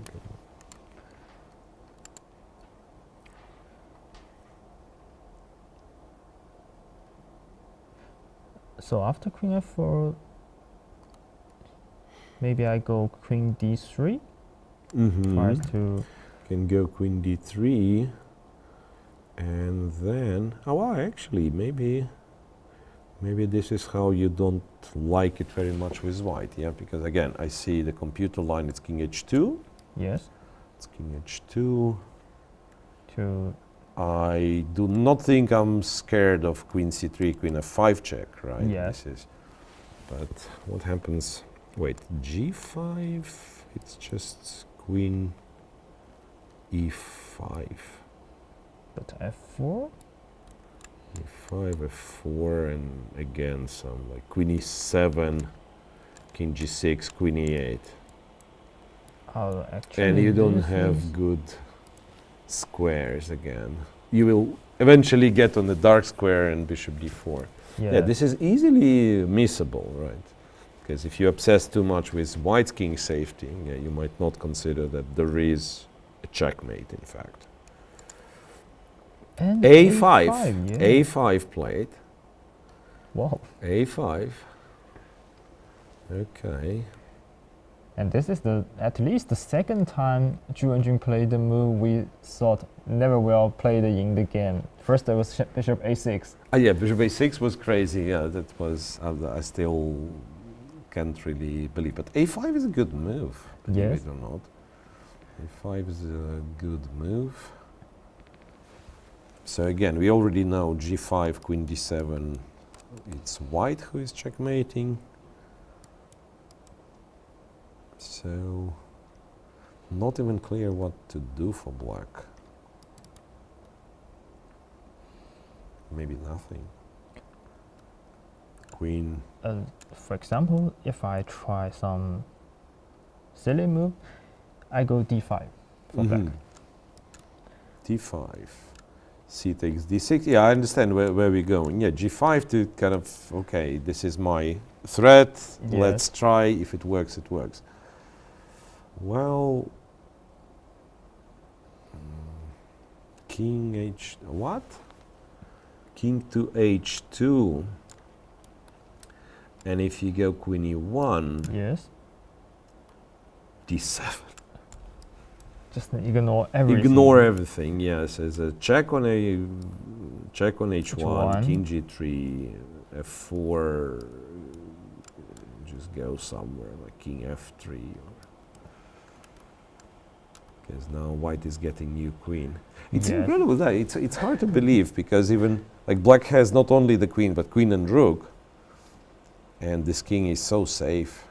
This king is so safe. Maybe the knight on d2 is very helpful. Yes. So the more lines we check, is not making Tanzani's situation any easier. Yeah, it's very hard to, even like to come up with some reasonable try. And a5 is a clever move.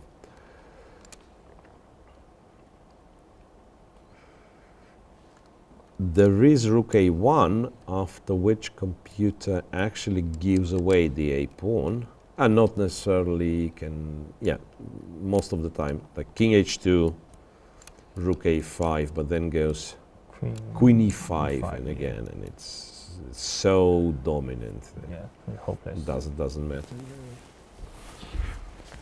Bishop d4, knight f3. Again, this is maybe our chance to get to move 40, but not far beyond move 40. Not too far beyond move 40.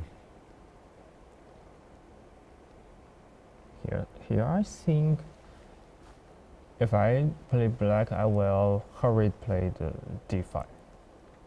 Even I know CD will lose, but I cannot find a move to improve the position. Then why not to try d5 and g5? I agree. Like it's maybe the only idea that you have, right? Yes. And you can like return back to try to stop a pawn, but we all know that this is like very unlikely to give you any chance. Yeah. Yeah. So at least like to go g5, d5 to try to play for tricks. Yes. Again, we tried queen e1 already. Yeah. Queen e1. King f3 or king f3 should be the king f3 almost the only move, because no one will go king f4. But after king f3 again there is like no real threat even. Yes. There is no real threat.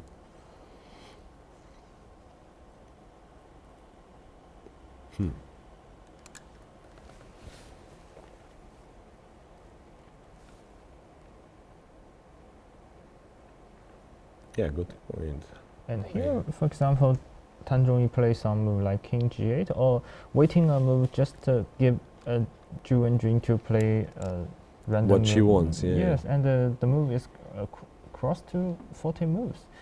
So here I think Tan Zhongyi wants and should find some move to give the last pressure to the opponent. To give like one last task before the time goes. Yes. Well, the problem is that it's not so easy to move the king, because if you go to g8, it's queen c4. Yes. If you go to h8, maybe it's bishop h6. I think yes. Yes, so it's incredible, but you don't even like. It's hard to make a waiting move. It's hard to make a waiting move because there is always some trick. So maybe we can say it's a choose one for black here.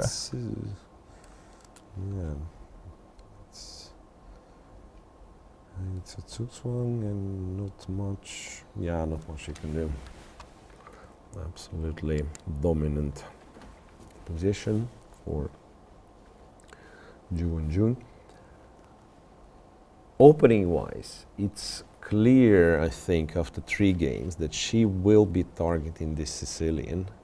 Yes. And now, like before that, I was talking maybe Wenjun will change the opening. Now I'm actually thinking maybe Zhongyi, if she has like some other opening apart from Sicilian, which she probably does, right? From Poles and Sicilian, she probably should try, or may try, let's say, to play something different.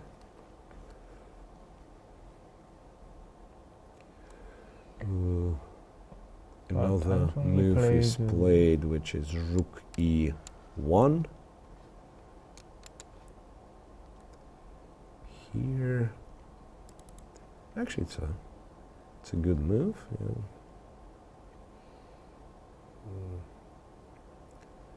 In a way that it's just as good as any other move. It doesn't make a draw, but it also doesn't really save you. So here, bishop f2. Bishop f2. Rook d1, bishop e3. Rook d1. Well, wait. So yeah, you're right. This is not very helpful. Yes. In fact, knight c4 or bishop f4. And the bishop f4 is not the most human, because you're asking for f5, right? Or g5, rather. Yes. Here you cannot play queen e8 something. Queen to d7, king g6, and well, computer says knight f3, gf4, king h2. This is which is true, I understand. Like now, white is the one who's attacking, but this is by far not the easiest. And wait a second, I imagine after rook d1, you no. After rook d1, you go like queen a4. It's also crazy. Oh, queen a4 is queen a4. It's not an easy move. Yeah, queen a4, attacking the rook, and what's most important, attacking, I guess, the f4 pawn, so that after queen f1 you just take. But again, good move, queen e1, rook e1. Yes. But I guess yes, you were saying that bishop f2. Exactly. Yeah. Exactly. In any other moment, it would not make much sense, but here, because it's move 39. Yes, you're absolutely right. Bishop f2, and get extra time on the clock. That's first advice, I guess. Because yeah, like knight. By the way, knight. c4 after rook f1, all of a sudden. Wait, knight c4. Can I go rook d1 here? Maybe rook d1. Queen f4. No, so some nonsense happens. Queen f4, rook f1, bishop f2, and then rook f2, queen f2, queen c4. I understand this is winning for white. Yeah. Yes. But still. It's better to win with 2 pieces against the rook. Yeah. That's not very likely to happen. It has to be mentioned that Tan keeps finding like good resources, right? Keeps finding good resources. After rook e1.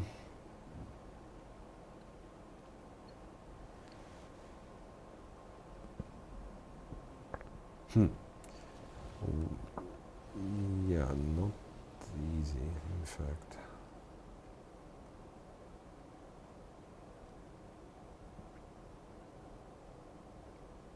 Yeah, I guess like bishop f4, g5. Maybe you're inclined to calculate all that, because like if it's not g5, then finally you can play whatever, knight f3, nothing is hanging. Yeah, so g5 is a must, I guess, and then you take d7 and go knight f3, gf4, and king h2.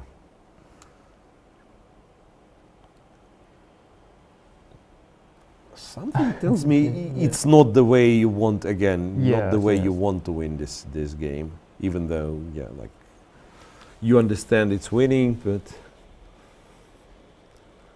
Actually, I think it's not really difficult to describe this as winning, but this is not the way white want to play for. Yeah, actually, now all of a sudden you are the one who doesn't want to exchange the queens, right? When you just go like queen d6, queen f4, you collect all the pawns. True that. Yeah, but very, very practical decision. Bishop f2 was played, and rook e1 to d1. Bishop f2 was moved 40. So both players passed the time control. And even though, yeah, the position is still very sharp, we do get the continuation. After, somewhat unexpected, we do get the continuation after game 40. Technically, you could say we were right that the position is winning, but yeah, Tan still finds a way to put problems, to pose problems, and now... And this also shows she is really good in form in this game. Yeah, she's fighting well, almost like computer-like. Because there was this like a straightforward variation that we said, yeah, like you go f4, you go rook h3, and then it doesn't work, you resign.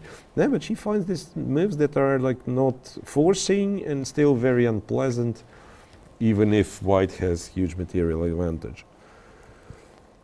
So bishop f2, rook e1. Well, actually, yes, bishop e3 is indeed the only move to to keep the position winning. And now, I guess, doesn't make much sense to... Actually, don't know. You get half hour on a clock, right? But also, you know, your opponent couldn't really find anything after rook e1. So probably you play rook e1 fast. Yes. And then you let your opponent, who was in a time trouble, spend the time, right? And then if she doesn't find something absolutely convincing, there might be a bit of a chance. Yes. Yeah. Okay. So after rook e1, let's see from the camera, like if Wenjun returns to the board, if she starts thinking, maybe we can like take a very short break just to like, you know, catch the breeze, because we've been non-stop here for 2 hours, and it seems that it's not like Tangerine is planning to resign after. I think we are safe to say. So yes, it does look winning for Wenjun, but the game goes on. Let's move 40. We will be back after some 10 minutes.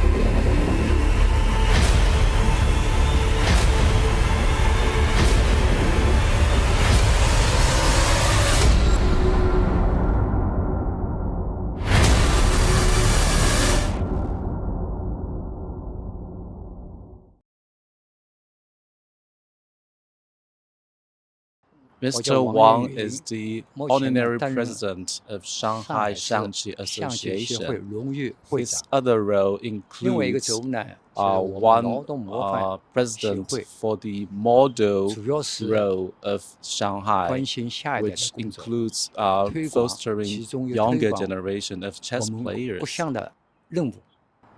And board games, chess, Zhongyi, it's quite big in China. How would you say chess's role fits in, and what makes board games so popular here? In China, we had this traditional xiangqi. It's very similar to what we have in chess. They maybe share the same root, so that's why chess is also popular in Shanghai and China. We have so many great players, make so many great achievements during the years, mainly because the leaders show their enthusiasm and support during the several decades. And Shanghai is very proud of those wonderful players. And we had this kind of atmosphere to show around. And regarding the match, of course, you're being from Shanghai. Are you supporting Zhu, or what are your predictions and impressions of the match? He has great hope for Wenjun this time. But in a big picture, chess is for friendship all over the world. So he hopes that this match will show that China is ready to be very friendly and open to the whole world. And in general, chess is for friendship. This is the third time he attends such a great event, and he is sure that Shanghai will be the window to show that we are ready to receive so many guests from FIDE and from all over the world. And regarding the player's strength, is he following the games? Does he understand chess? He is a super fan. He watches online with live, and sometimes he will go to the live venue to watch the games.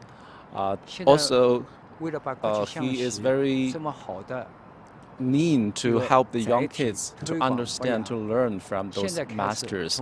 So this time, he will also try to bring more kids to visit this venue.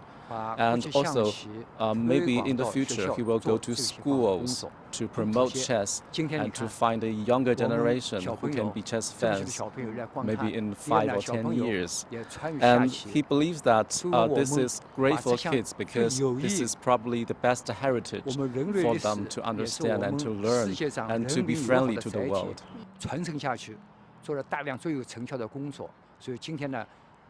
从这个方面的小朋友传家，这个说明我们有深厚的下面的基础。 Well, that's wonderful. My final question to him is that, he's fostering talent of young kids. We're here at the World Championship match. There is a certain element of strategy that is needed in both chess, Zhongyi, Go, all of these board games. What else would he say is a similarity, and what does it take to be great at all of these games? He believes that Xiangqi and chess and also other board games are similar because it has the deep culture that generated from, let's say, 5,000 years of this rich history. And people are very, very interested in those games because it needs no language to translate, and it's easy to understand. Besides that, we have so many kids become leaders to support in the future or in the past. That's why it's like a heritage. Well, thank you very much, and good luck, and I hope you enjoy the rest of the event. And thanks for your promoting and for this wonderful talk. And we hope you have a very pleasant stay in Shanghai and come here often because we will see different weathers and different cuisine. You can come often as you want. We welcome you always.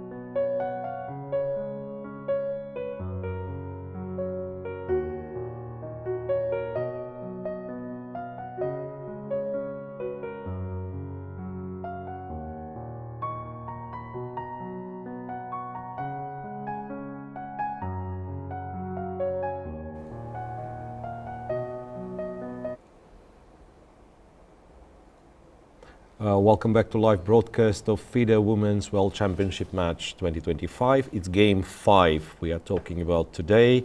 We passed the time control stage, we've had a little break, and now returning to this game 5 where Wenjun has, we believe, a winning position, but yet her opponent keeps finding chances, keeps finding tricks. There is no comfortable win for Wenjun yet. After one time the position was repeated, white went knight to c4. Yes, the 2 winning moves here. Yeah. One of the 2 winning moves. Knight c4, rook a1, but also it's a tricky thing because after rook a1, I think there is like quite a few winning moves, but there is always some trick needed. Like for instance, you can go king h2. And kind of the king is safe, but if black goes, yes, you think, what happens? Black just goes rook a4. Yes. And then white takes on d7. And when you take the knight, if you take with the queen, it's bishop d4, one wins if you white wins, yes. Right? Because the rook is hanging also. Yeah. Yes. And if rook takes, I guess still bishop d4, right, rook takes d4, and now you even take on f5 first. Yes. Now you take on f5, maybe more precise than, yes. Yeah, and this should be like very easy to win. Check and then take the pawn. But it's all like not trivial, not like you just defend everything. You still need to find this last tactic.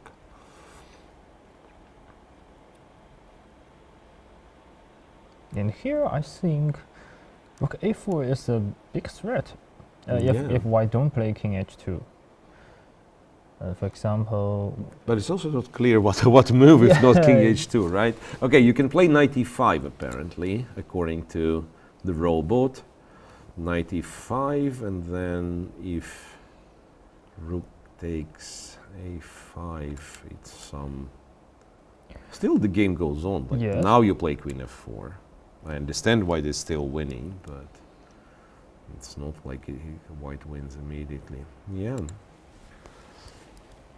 Rook a1, good try. Yeah. a1, good try.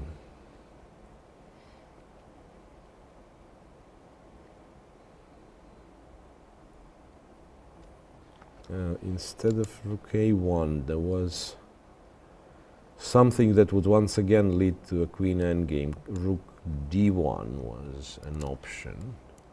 And then you don't want to block again because it's like threefold repetition. Yes. So you go queen f4, and then rook f1, and you go bishop f2. Now there is nothing but bishop f2 which wins.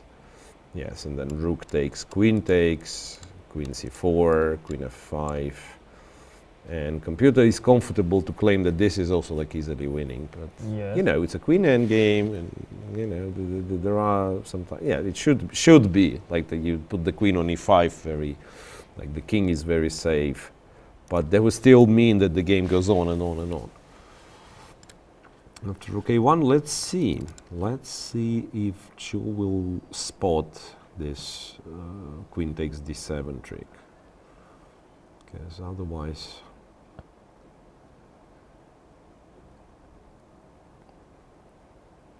Actually, I think Tan made a really good job when she fell into the losing position. Yeah.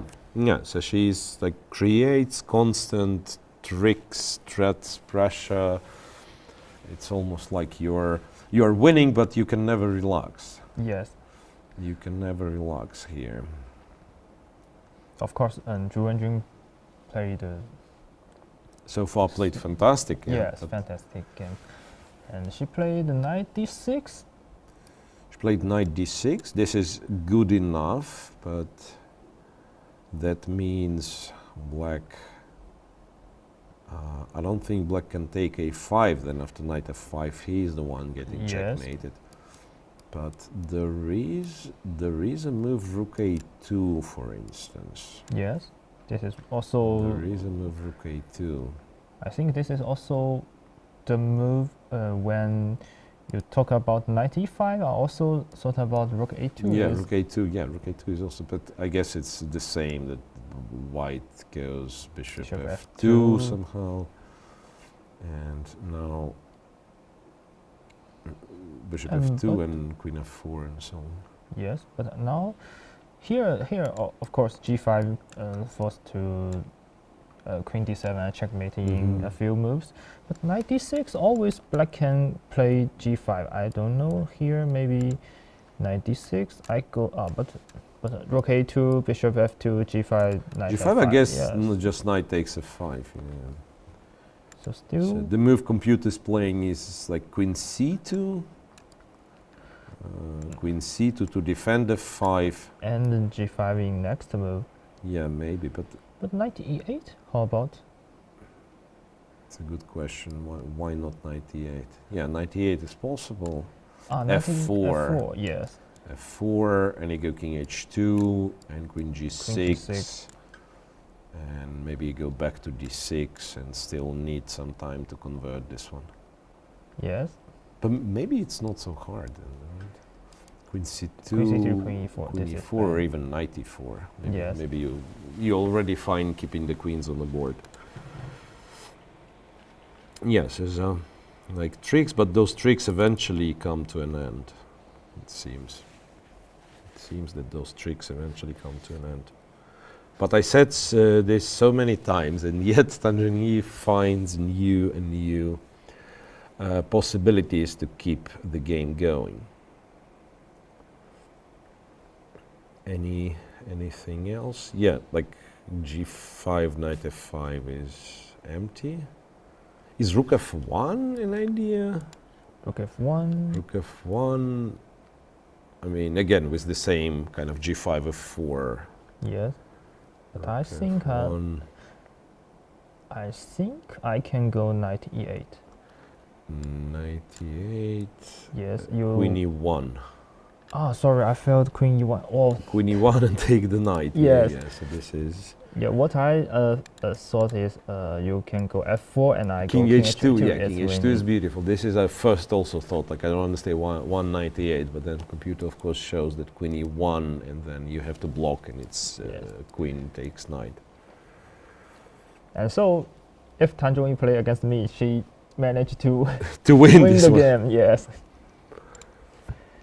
But that is something that we have to repeat. I don't think we can repeat enough times that, like, people watching at home, us, me specifically in the studio, like watching at this computer evaluation, it gives you this feeling of clarity. I understand what happens. Yeah. But during the game, like, it's absolutely different perspective. It's so, in fact, like, yeah, you're walking in the dark pretty much. You don't know, like, you calculate all of those lines and you don't know the evaluation at the end. So players really deserve tremendous credit for the way they're playing, the level they're playing.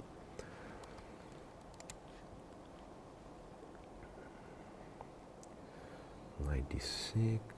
Yeah, I guess rook a2 is the best trick. Or what? No, after rook f1. Yeah, after rook f1 we were not sure yet, right? Rook f1. Oh, now that my knight is not hanging, computer says like one cynical, brutal way would be to go king h2, and after queen e1 go bishop g1. Maybe this is like, because f4 is way too slow, right? Yes. f4 first of all, yeah, like there is queen e4, but even if like f4, a6, f3, again I can exchange, right? Or yes. Not even sure what's threatening. Maybe f2 is threatening. Yeah. Yes. Or maybe actually go a7. Maybe go a7. a7. Yeah. f2, bishop takes, rook takes, and you promote again. Yes. And then finally, after rook f1, we exchange. Yes, we can change now. Yeah. But yeah, one of these two lines has to be tried by Zhongyi because I don't think she has any other options. Like one line that computer gives, like with same evaluation as rook a2, is to give queen e1, bishop f2 to go queen e6, and let's say after queen f4 to simply take on a5, which will prolong the game, but it will not change the result. Yeah, queen f5, knight f5, white is like so safely winning that there is nothing to discuss. And I think Tan will not try to suffer in this kind of this kind of endgame doesn't make much sense. Yeah. So what she has to do is really like go rook a2 or rook f1 or rook f1.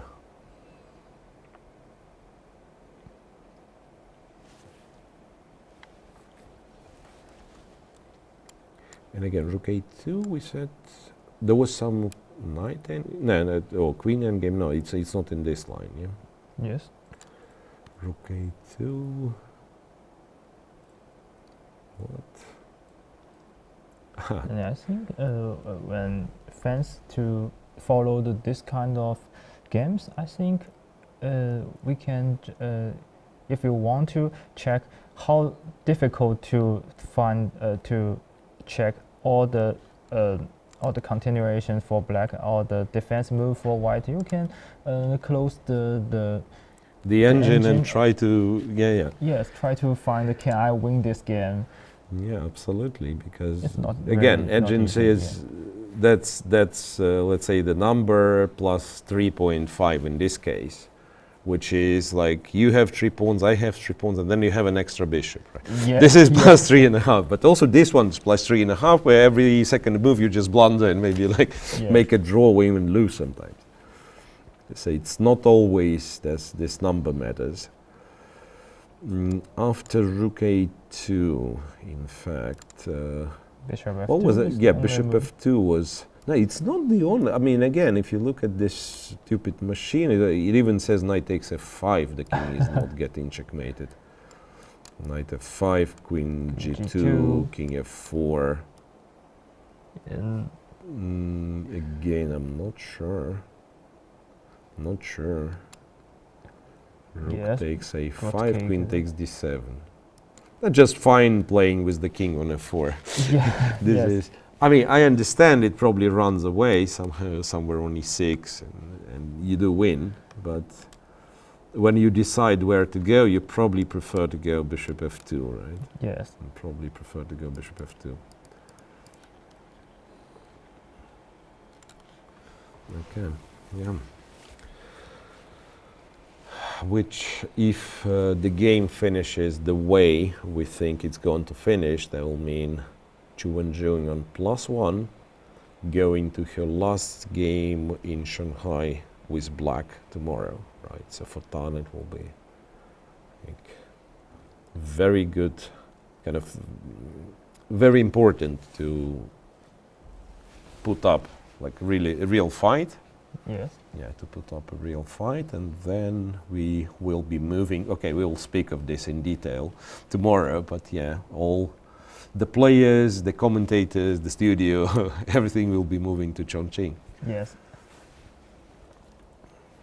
And Chongqing is a different city from Shanghai. 2 styles. Yeah, Actually, the city personality of Chongqing and Shanghai is very similar to these the players. 2 players, yes.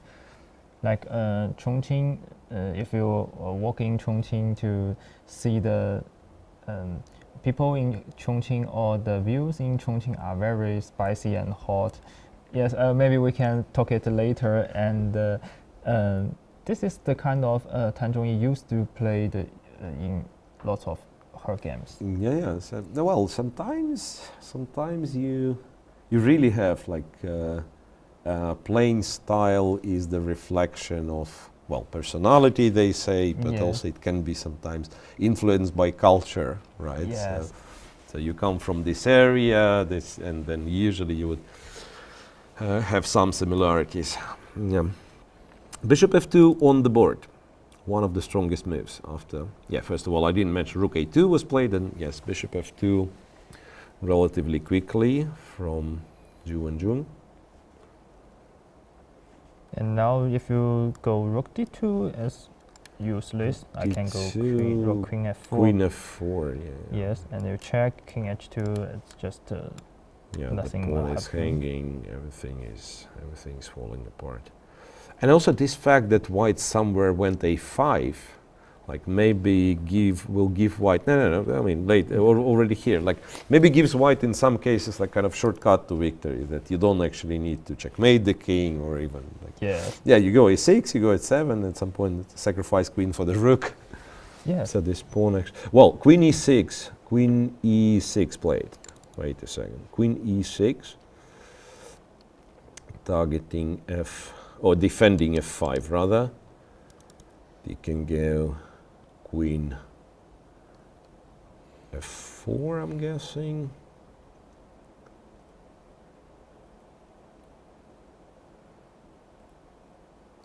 I think queen f4 is good enough. Yeah, like queen Which f4. Yes. Welcome you to play rook a5. Rook a5. Yeah, exactly. This is something that we discussed. Yeah, take on a5, I take on f5, and at least I know how to win this position. Yeah. Maybe it takes me like another 15, 20 moves, but at least I know there won't be any. And queen f4 is on the board. Yeah, queen f4 is on the board, and it's getting harder and harder for black to, keep position complex. Yes. That's the only thing that is left for Zhongyi, because objectively it is a lost position, so she only needs to try to keep the position complex. But wait, g5. Still queen f5. Queen f5. Yes. What am I talking about? Yeah, g5, queen f5. Actually, if anything, I should play g6 maybe. Yes. To defend f5. Maybe she will play g6. Mm-hmm. The only move to kind of disrupt a little bit, yeah? Yes. But then, after g6... Maybe bishop e3? Bishop e3 is nice, yeah. Bishop e3 is actually very nice. Yes. Bishop e3, and then you trade, yeah. Yeah. It seems like Zhongyi used her last bullet. Yeah. That's true. Yeah, like no more. I'm running out of ideas. Like what else can you do? Yes. What else can you do? We tried, and it was a good fight indeed, because I was thinking like maybe you just fall apart after like move 25. She really forced her opponent to work. And we really need to show the respect to both players, how to defend the winning position and how to try everything to complicate, to give you chances. Yes, so that was once again, this was one of the critical moments of this game, where Zhongyi decided to go for the sacrifice on f4. Indeed, like white by that point probably has like control of the game, has advantage, so knight f4. Yes. An interesting attempt, and then actually both players played on very high level. Very high level. Rook takes, king takes, and king g1 only move. Yeah, there have been a lot of only moves here from white and from black as well. Yes.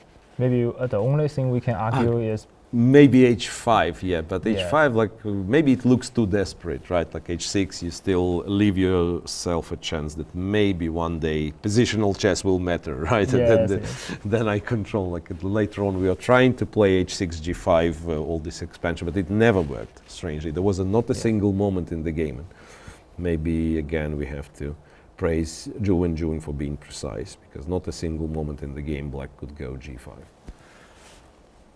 Yes, and then I think both two players play perfectly.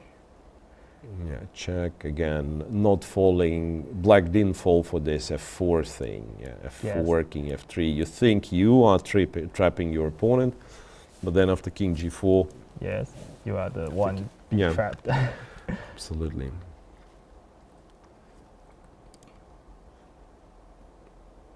And then here a5 is a very good move, which just to give black time to make more moves, but you will see black has no real attacks. No real threats, yes. Especially like when you realize that g5, black is preparing g5, but also black cannot play g5. Yes. Yeah, so a5 was very good practical solution. And here we are, on move 45, not much to do for Tan Zhongyi. I think you can almost guarantee that the queens are getting exchanged, and if so, then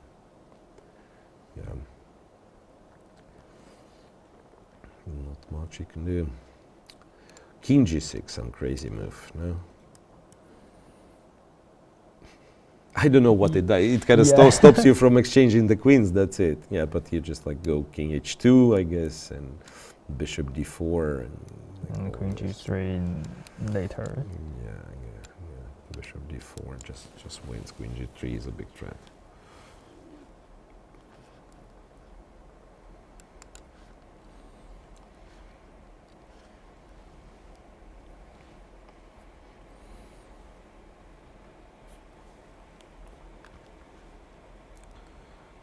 So tomorrow, Tan Zhongyi with white. It's interesting what she's going to play. So there have been 3 Sicilians, with Wenjun being white, and so far 2 English openings, right? 2 different but English openings when Tan Zhongyi was white.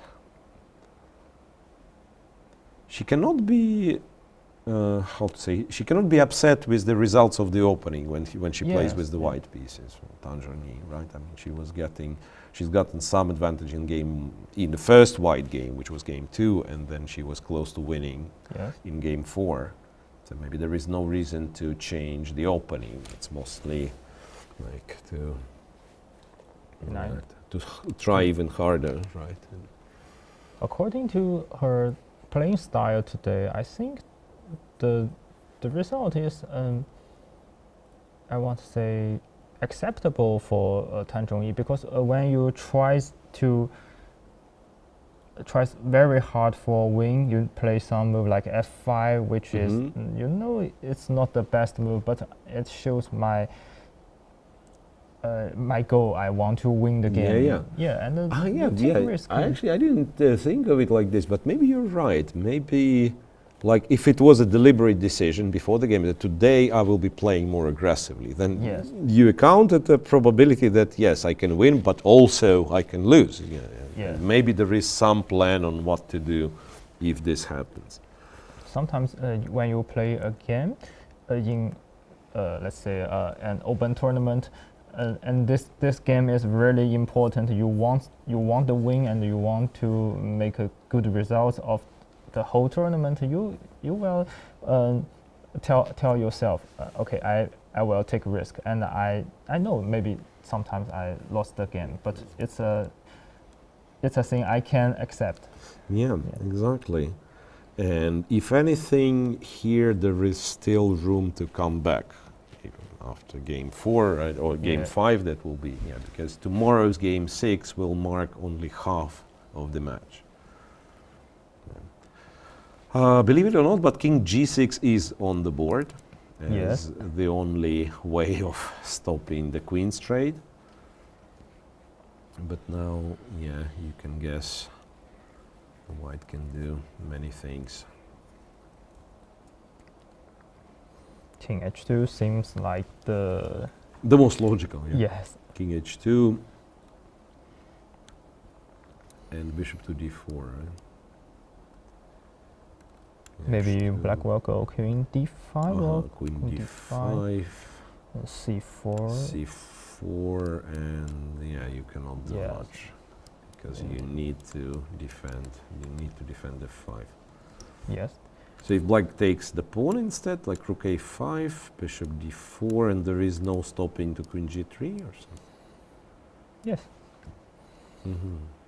The only move to stop queen g3 is king h7. To go to h7, and then we are back talking about this position. Even I think after queen f5, maybe Tan Zhongyi doesn't want to try to suffer in this. Because there is there is really nothing to do. King h2 on the board. King h2 on the board, and yeah.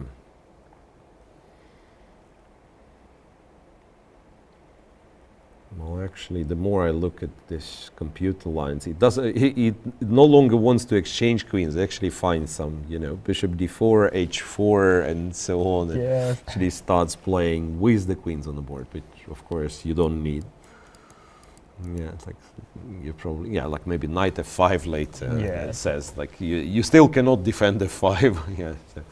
But yeah, point is clear. The moment queen f5 exchange on f5 happens, there will be no incentive for Zhongyi, I think, to continue the game.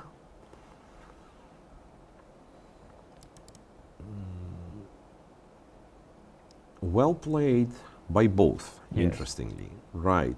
Zhongyi, in order to, let's say, to end up in this losing position, she did make a few mistakes. She played aggressively, but still, like, the amount of sheer like fight and finding like really unobvious ways to continue the game, to complicate the game, so deserves some praise. But Wenjun this time, so far, I still have to add so far, but she played like almost flawless.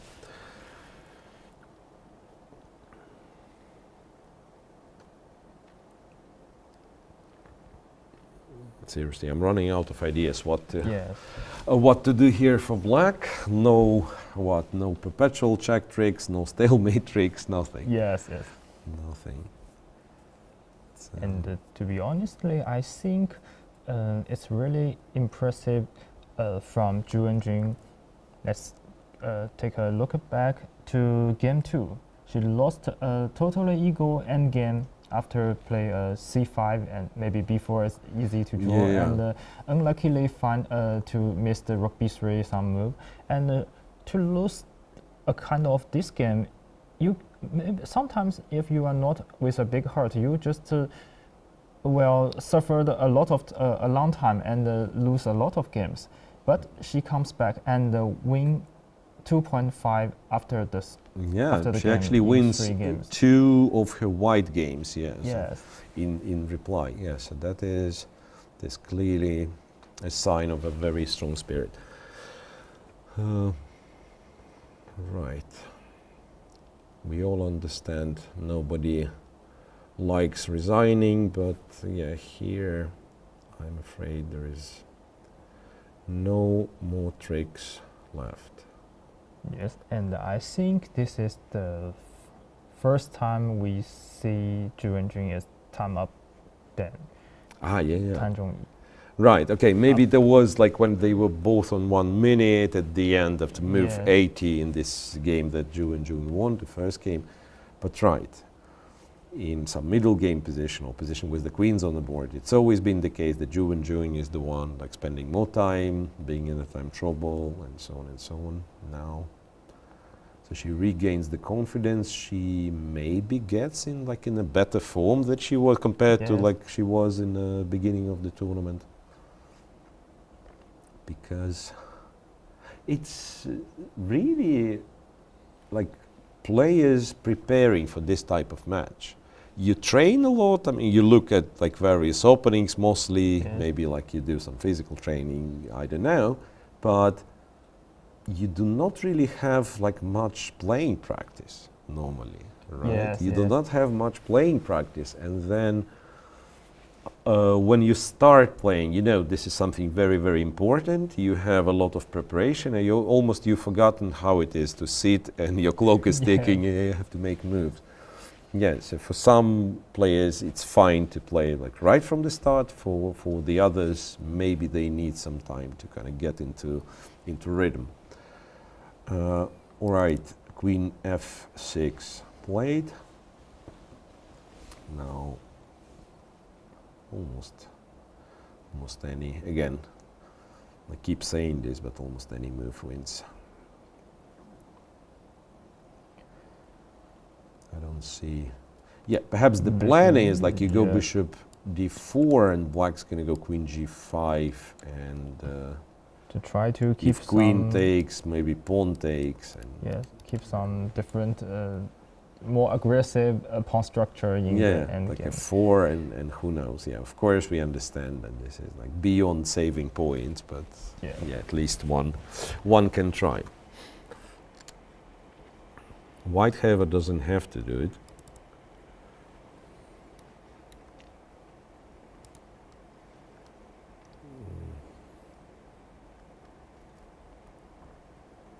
Up to the point that you can actually go h4, I think. Yes.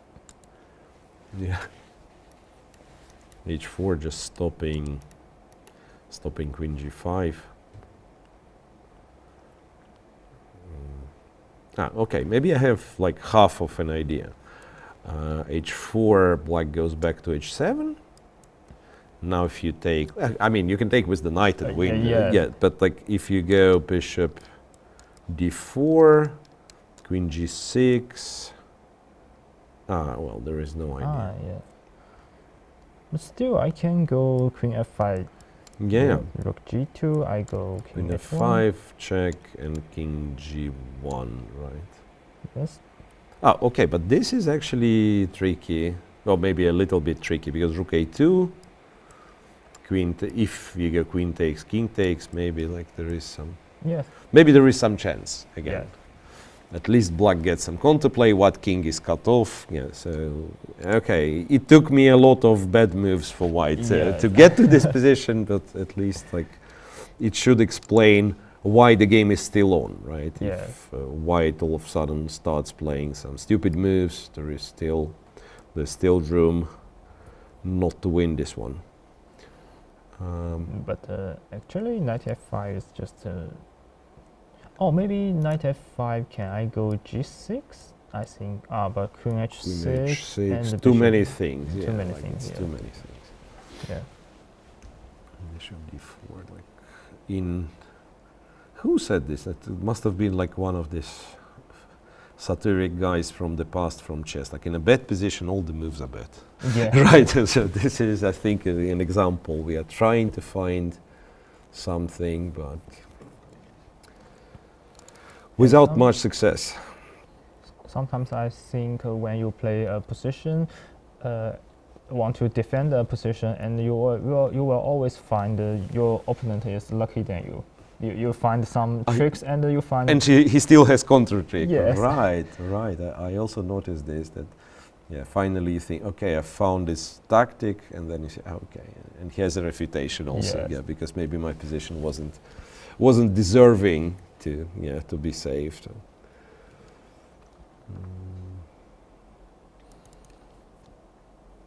Yeah, so basically white just needs to decide on what move to make. Yes. Almost doesn't matter what the move is. Again, I suspect bishop d4, queen g5, queen takes is something that you could do, because why not? Yes. Right. Ag and then I'll defend the a pawn, or maybe go knight c4, right? Yes, knight c4 is good enough, I think.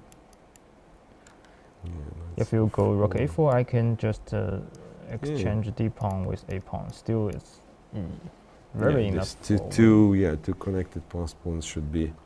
But again, right? Again, you probably want more by this point. Yes. You probably want more.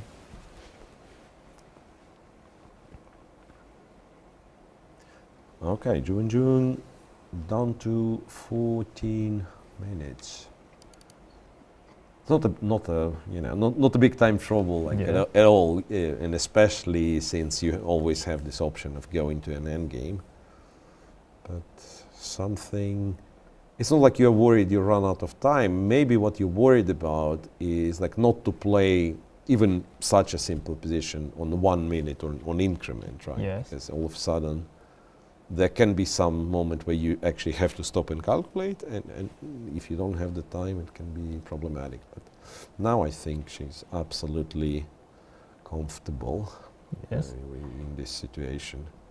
And here I think if you want to if you are the one to play a position like this, just do not play the move like at g4. Maybe g4 is a very good move here. Actually, I want to mention it because fg I can go queen e4 and that's a beautiful pattern, beautiful checkmate. Yes, but g4 actually gives black some chances to make some. Yeah, like you're opening your king. Yeah. Yes. It is a very good move, by the way. I'm just checking with the machine. G4, king h7, and then just gf5, right. Okay, even gf5.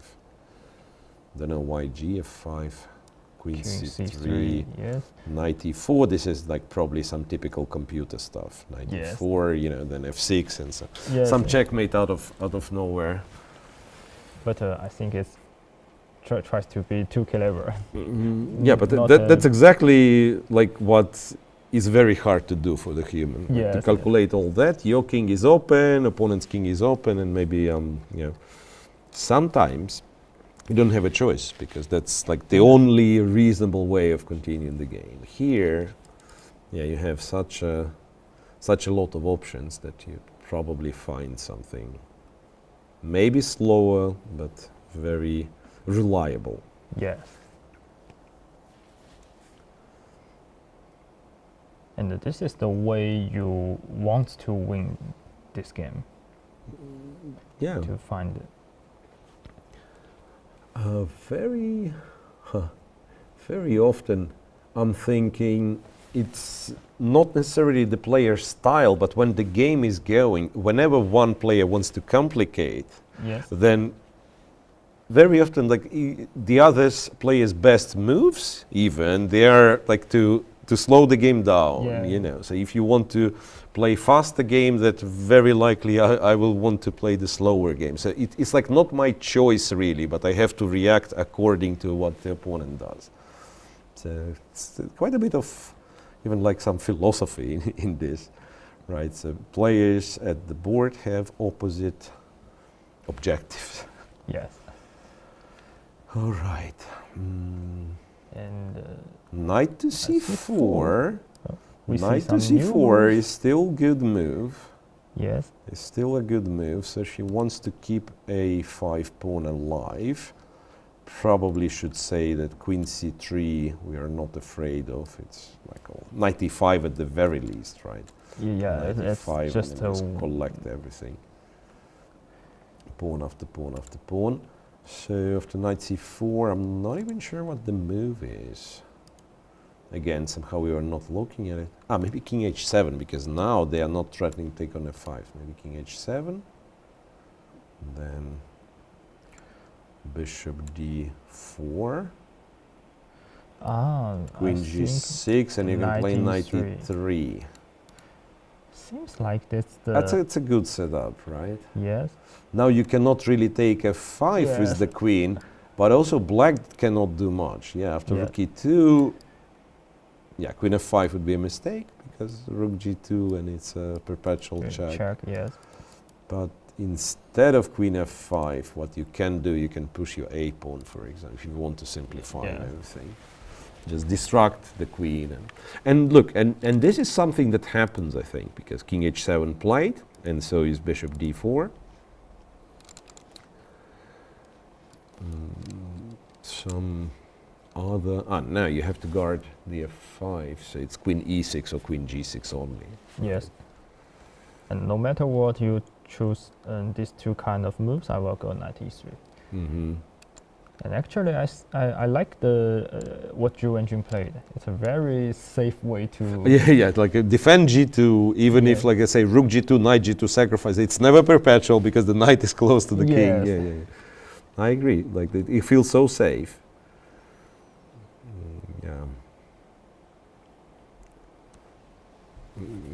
It's hard again. I've said it already, but it's harder and harder to see what black can possibly do. Yeah, it's a very hard, very nice maneuver. Bishop to d4 and knight e3. Wait, and if queen g5 happens, this is where you just like take. And how do we win? I mean, I understand it's winning. Yes. So what is the most comfortable way of winning? That just go knight d7, take the pawn. It could be that the pawn is just promoting. I think 95 to. Oh, 95. Yeah, same thing. 95. And 97. Rook takes knight d7, and we want to go c6. By the way. I think it's unstoppable. Just unstoppable. You go rook a6. I can go knight b6. Mm-hmm. Rook a7, bishop e5 or something. Yes. And rook b7. I mean, it's still kind of, it's still jumping back and forth. But maybe knight d5. Knight d5. Yeah, I mean, eventually it has to be. It has to be winning. Come on, it has to be winning.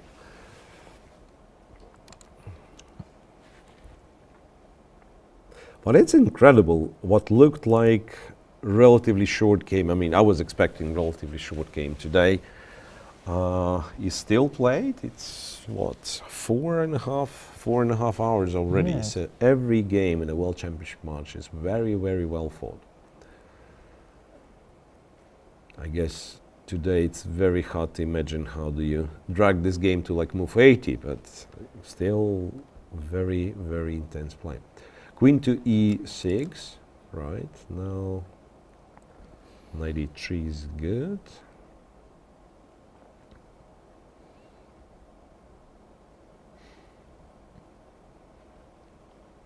I guess knight e3 is the move here.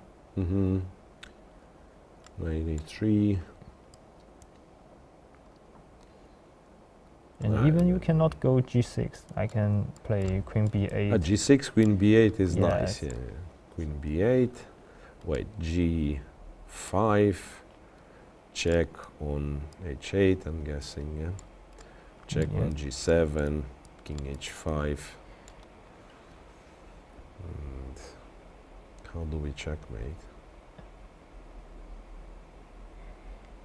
Maybe no checkmate. It's actually here. nice. What computer does, it goes a5 because it distracts one of the, I guess, one of the pieces. Or a6, a5, a6. Yeah. Yes. But surprisingly, like there is nothing better but a6. Anyway, the evaluation is 15 or something. Yes. So it's no longer interesting in terms of who is going to win. It's more of a just finding some patterns of a checkmate. Yes. Yeah, so queen e6.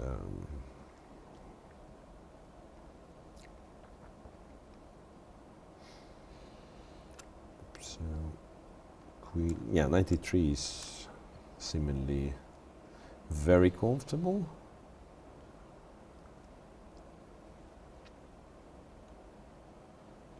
But who knows? What else? Who knows? What else? Yeah, it's a good question. What else is she looking at? Like, I guess like queen e5 is another option, but I don't know why would you go queen f5. Queen e5. Queen 5. Queen g6, right? Yes, and you go queen g3. Yeah. That, okay, knight e3. Yes. Yeah, probably I still return to the same. Yes. The same thing. Knight e3. Knight e3. I think the only trick I can do is to give you a somehow, chance to take on f5 with the queen and then have rook g2. Yes, but actually, you have to play a move very strange to allow the white to play queen f5, and then white will find it. Yeah, I agree. Like it's so suspect. Yes. Like if, let's say, there was this trick after you take on a5, for instance, like somehow you take the pawn and also you have, let's say the pawn was on a2 and you take the opposite from a5 to a2, then it's actually possible to overlook. Right? Yeah. But like this, it's on purpose not taking my pawn, you want something for sure. Right. Okay.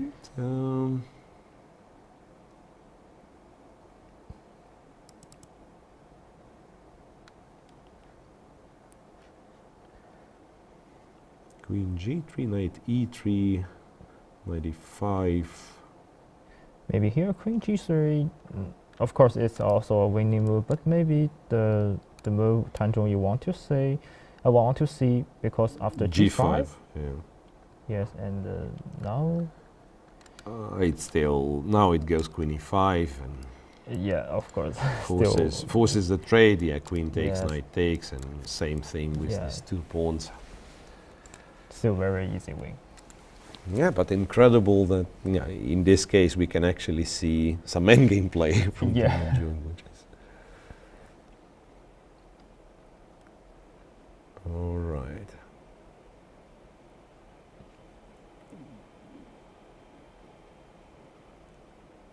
Seven minutes.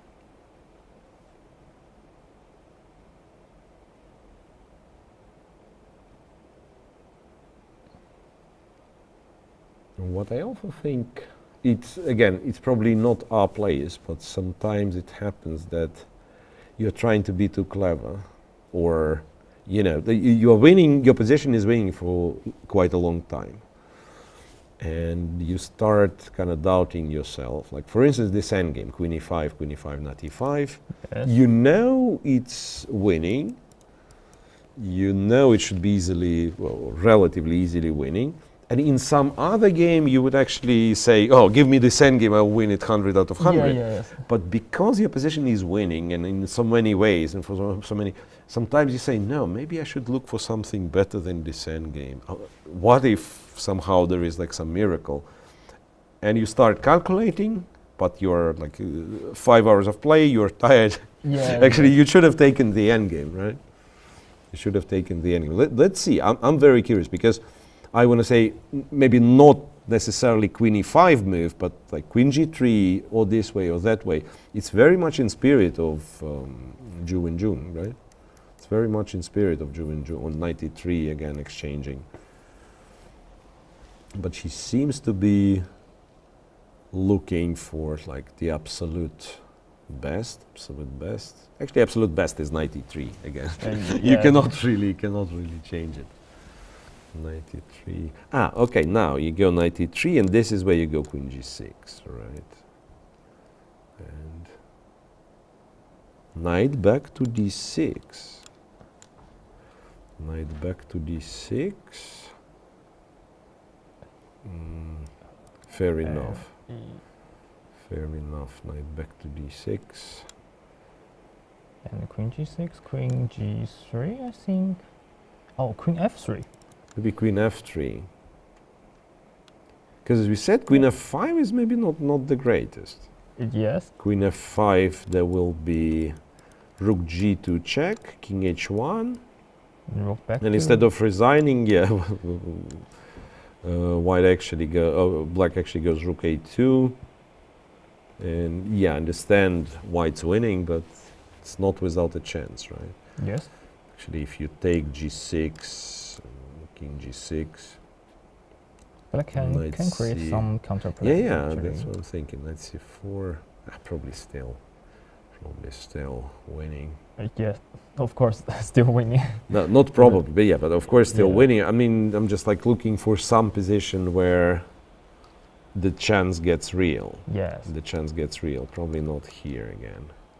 Eventually you will be able to just like run with the king all the way to maybe b1 something. And actually, queen to f3, yes. Maybe Zhu Wenjun have the same sort, like you mentioned. I can make sure after queen trade I will win the game, but maybe I want to keep the queen and the knight f5 here. Makes more sense than after queen trade into the winning. So she f4 tries to keep it. And probably f4 is not what. Yes, f4 will very likely will be played, right? f4. Yes. So after f4, how can white move now? Maybe a6? Maybe a6, yes.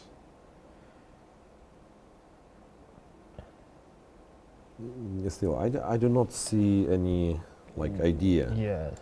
Queen g5, so that after a7 I take, but then again, like something bad will happen. c6. I think the moment black stops threatening checkmates, or at least perpetual checks, like white should win relatively easy, and maybe with the queen on the board it's even. It's even easier. Queen f3.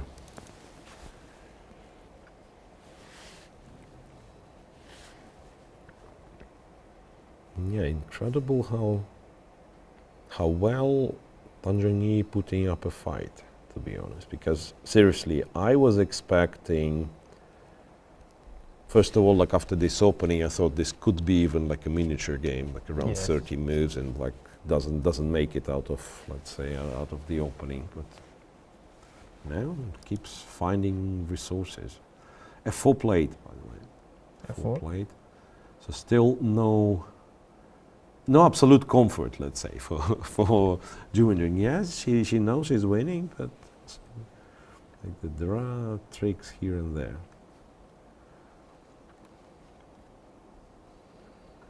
On the other hand, if you think, black wanted queen g5 or something. Right. Maybe easier was this knight e3 and just trade the queens, right? Yes.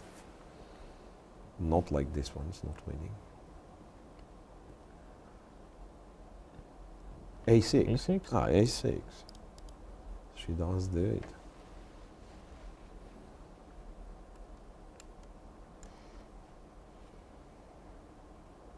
Now I don't even see what can you do.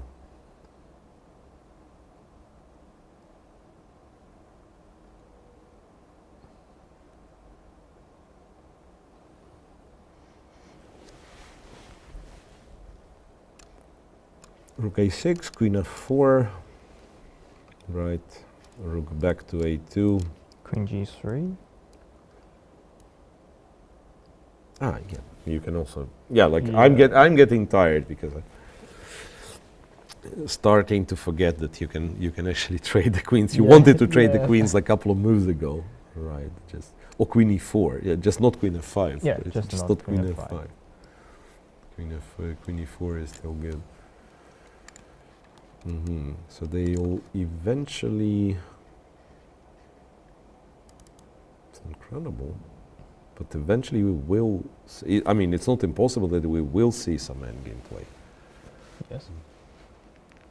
And actually, I'm really put my respect to Zhongyi because for my playing style, I cannot suffer too much in this kind of positions. Maybe I will.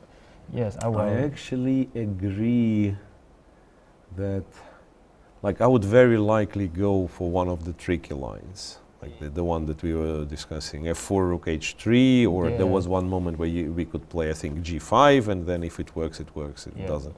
It doesn't work, we just resign. And Zhongyi try to find every move which gives white the most test. Yeah. This is incredible. Rook a6, queen takes f4. And and it did look like some people would say, but she still lost. That's because her opponent is the world champion, right? But it would work on many other players. Like, you think your position is winning, and yet you always have to find this, like, solve these little problems, and at some point, you lose concentration and make one mistake, and the game is upside down. And even Wenjun wins this game, she will feel the signal of Zhongyi is a I'm not resigning, I'm fighting. Exactly. It's very important. You're absolutely right. It's very important, I guess, in a match like this, because in some like other tournament, you getting tired, let's say, and tomorrow if you lost, you're getting tired, and tomorrow you play a different opponent. But here it's like you're getting tired, but also your opponent's getting tired. Yes. And if you lose a quick game instead, then you give your opponent in the match such a big, like, confidence boost. But here, like, at some point you might even start thinking, how is this? Like, the position is winning, we play for 40 moves, and I still cannot win. Like, yes. How long can this go on? Rook a2, queen f3. Yes. Surprisingly, Wenjun just don't want to exchange. Exchange the queens. I think she's like planning for knight f5. Yes. I think she's planning for knight f5. now maybe she's right. Maybe she doesn't need to exchange the queens because now her king is extremely safe. Right, you can go knight f5. Actually, if you want it, you can maybe bring the knight to e5 and it's again c4, e5. Maybe win d7 pawn. Or yeah, it's harder and harder to come up with ideas for black. 6 minutes each. 6 minutes each. The game is still not done.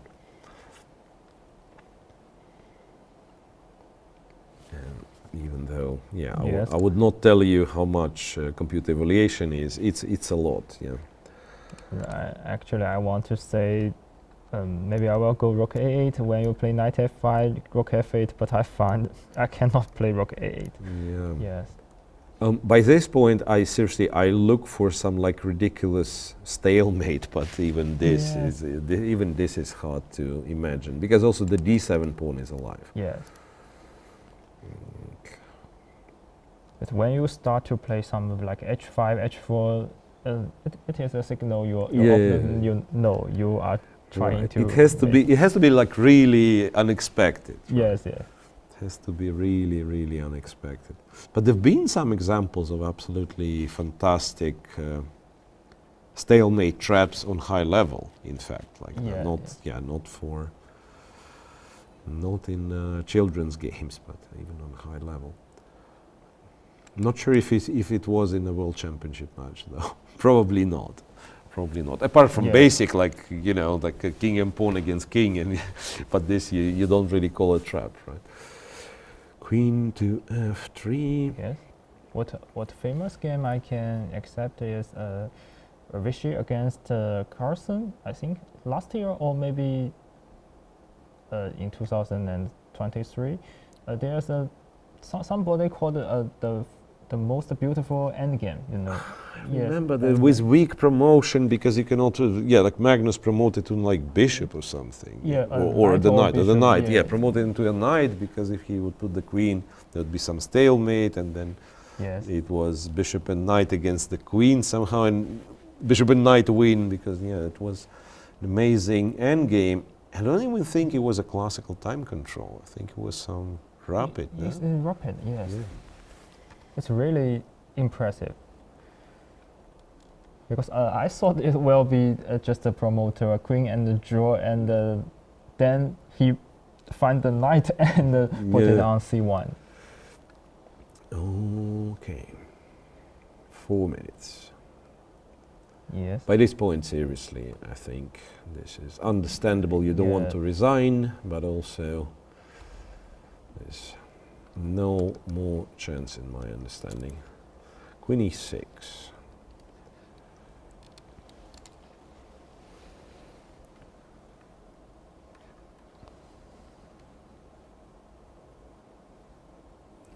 Guess you go after the g7 pawn, right? For example, knight f5. Mm-hmm. g6. I don't know why honestly, like why this game is still in progress. Yes. Can do anything. Knight d6. g3, e3, back to d6. Yes. Too much.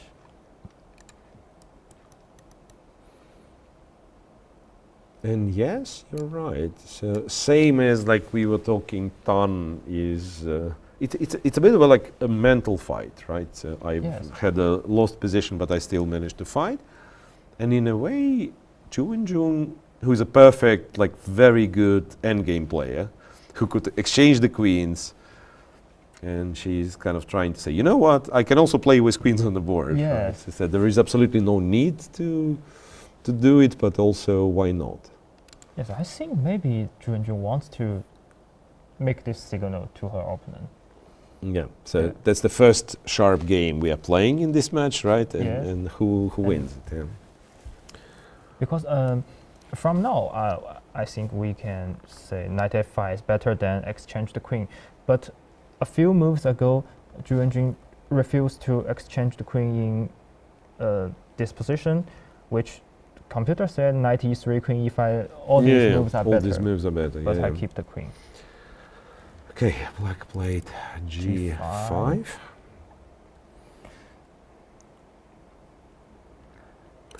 Black played g5.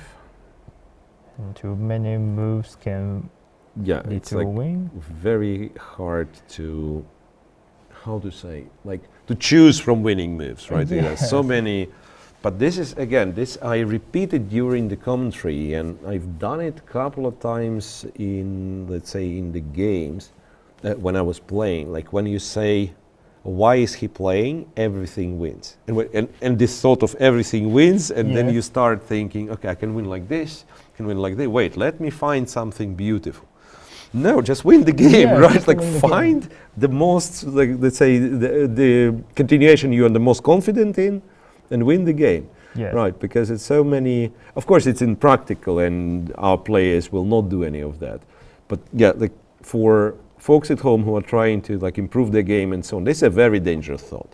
Like I can win anyway. Like any move wins.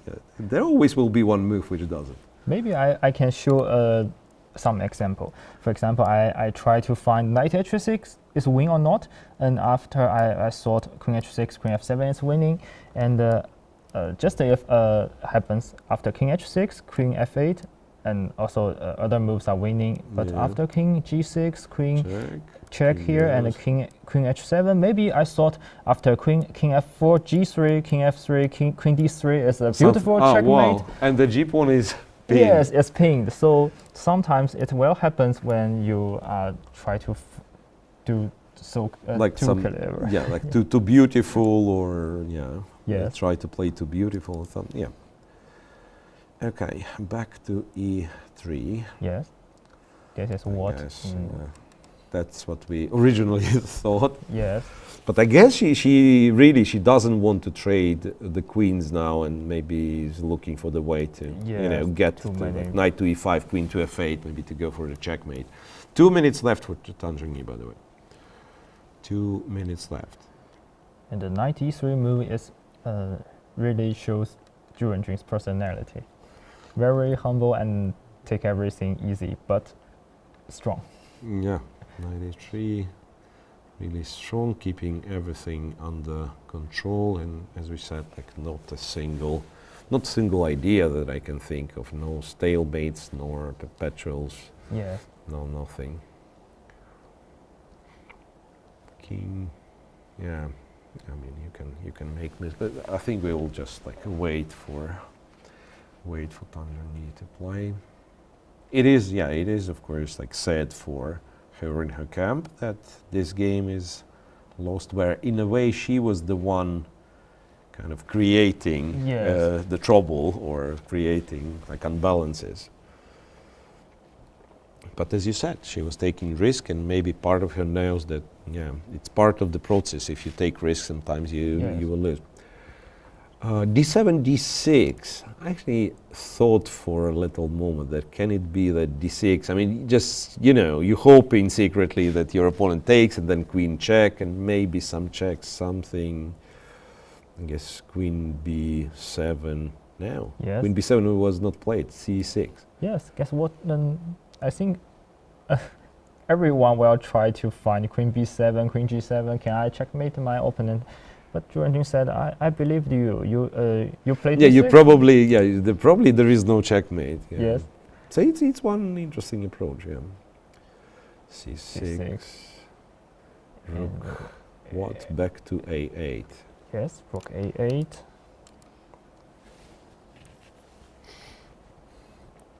Now, time to go knight d5 and pawn on c7, or start with c7, go knight d5. Yes.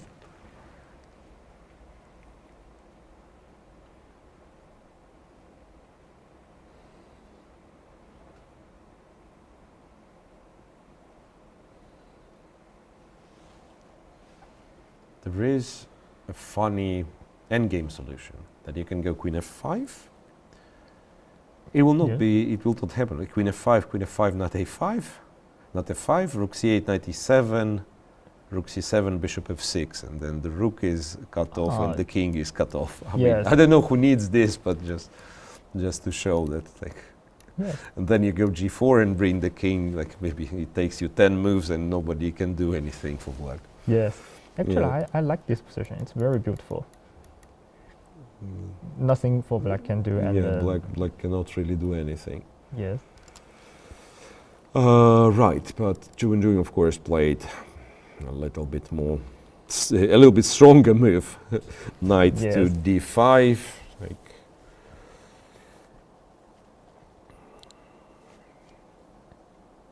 yeah, this game coming to an end. Knight to d5. Yes. Rook c8. Rook c8 is played. And again, you're absolutely right that there probably is some like win with queen d3, knight f6, and so on. But also you can play c7. Yes. Also you can play c7.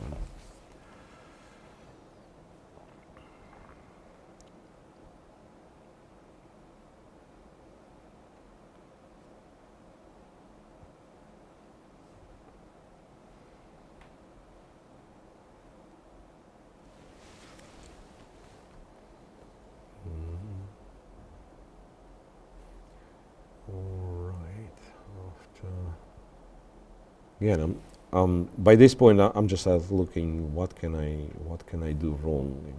It's impossible. Yes, it's impossible.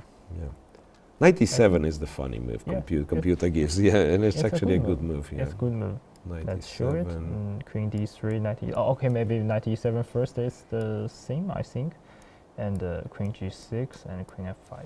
Yeah. Wait. Wenjun, she did play queen d3. I think she will go for it. I think she will go for knight e7. A chance to show I'm tactical also good skill, in tactical, yeah. Yeah, king g8. But also, I think knight f6, queen h7 should be like a mate in couple moves. Yes.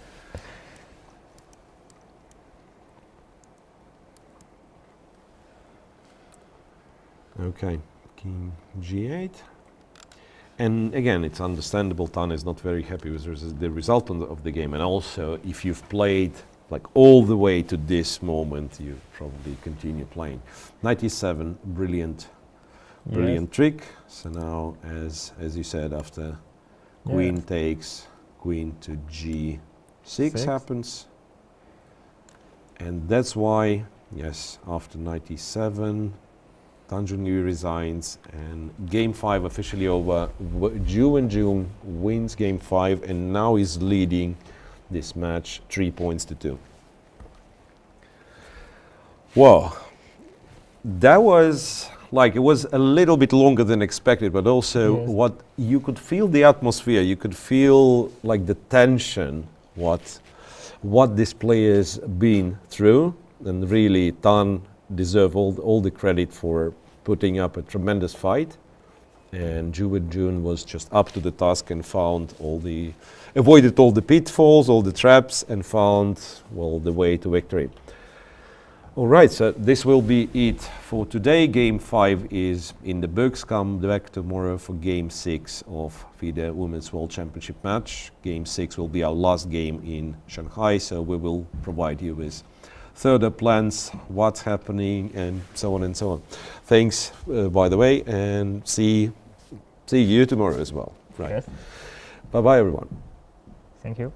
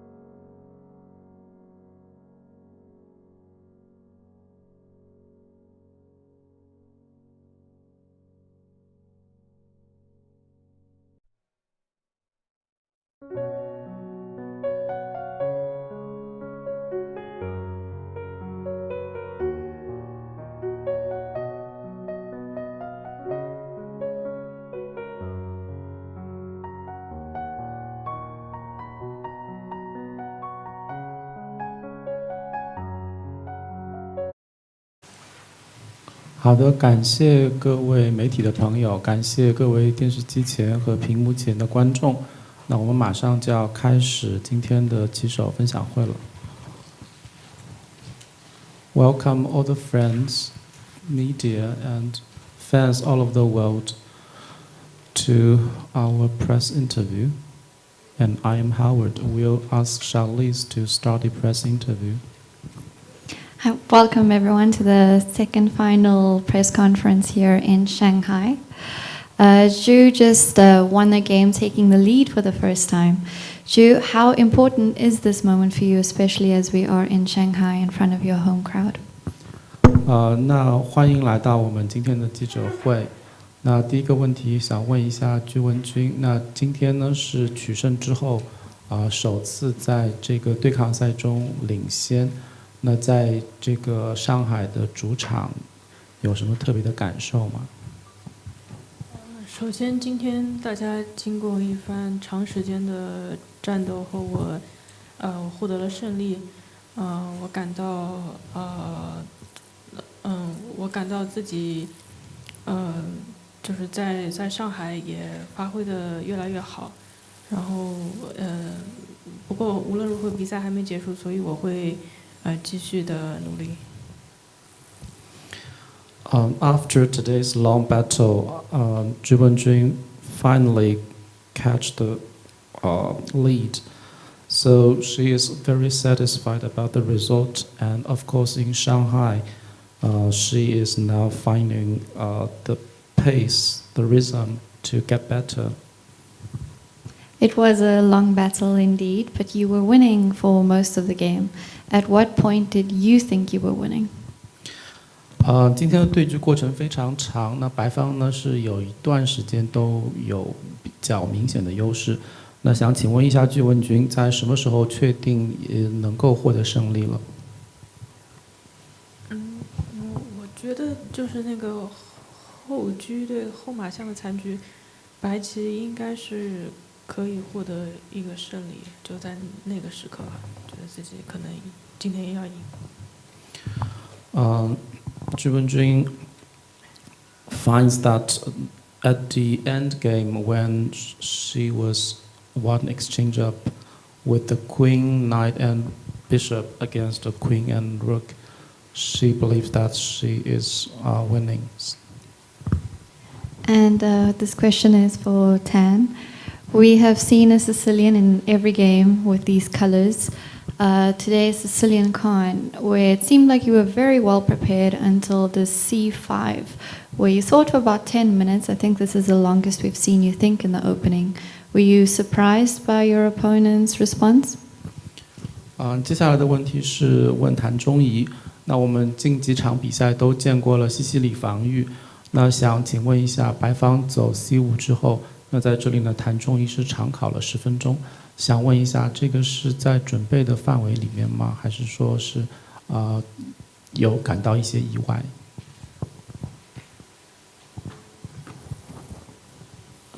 这个确实不在我的准备范围之内吧，就是可能但是也谈不上意外。That move was not in her preparation, but it was neither a surprise. And then for Ju, there's a very nice moment later on in the game after b takes c3 where our commentators noted this move Queen d4, which was interesting. Is this something you looked at in the game at all? 那在我们出图的局面中，白方是有一个机会，直接把后出到D4。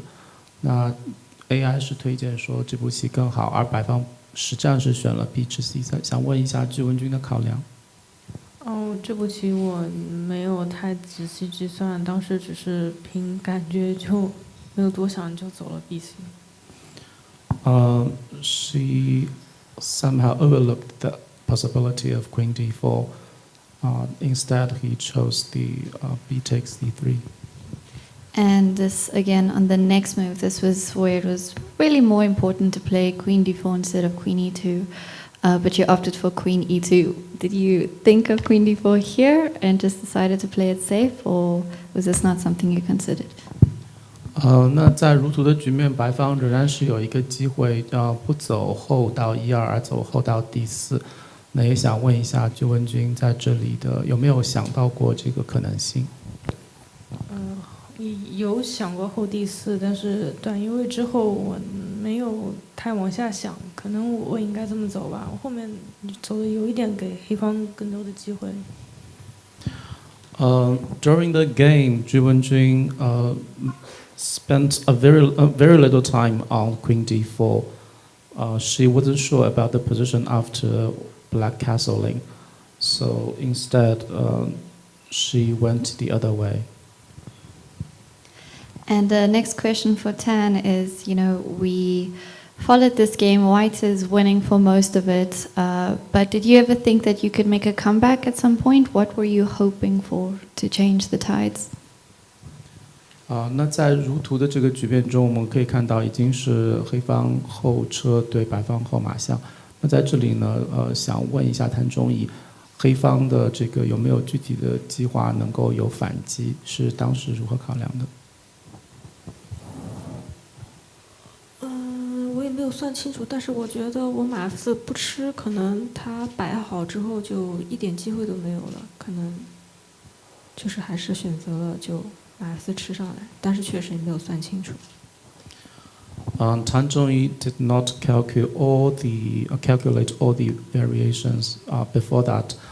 She thought that if she didn't try knight takes f4 to sacrifice, the chance could be very little. So that's why she took some risk. And a final question to both of you. Tomorrow is the last game here in Shanghai before we all travel to Chongqing. How important will the result of tomorrow's game be for both of you, do you think? 那明天的对局呢是在上海这个赛程中的最后一轮。那想问一下，明天的这个对局大家是如何考虑的？有没有特别重要的意义？那这个提问是给2位棋手的。那谭忠仪先开始吧。这个对抗赛每一盘都很重要吧，都会尽全力去下。Every game will be exclusively important, so she will try her best. 明天也是非常重要的一盘棋，我也很期待明天的对局。tomorrow will be another important day. Zhu Wenjun is very looking forward to the play.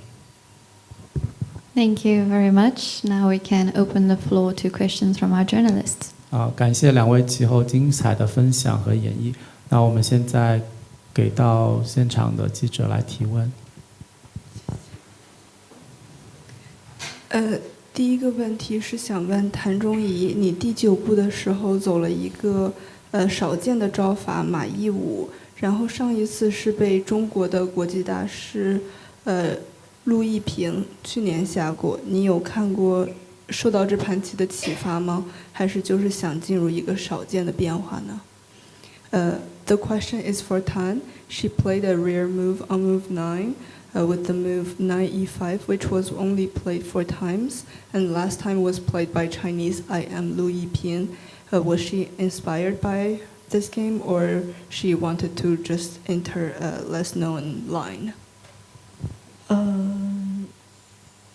我确实没有看过，这是我自己想的，可能不是很好，我不确定。She doesn't follow that game. At this time, she thought that maybe she could try something better. Maybe knight e5 wasn't the perfect choice. 然后想问具文君，接下来的问题就是你选择了走 C5 对于马 E5 这个反应，这个是在您准备范围之内吗？English, please. The question is for Ju. She played C5 after knight E5. Was this part of her preparation? 不是我的准备，我只觉得这步棋很有趣，所以我走了。Not in her preparation, but she found that very interesting and, let's say, intriguing. 还有没有其他的提问？大家可以举手，我们会给到话筒。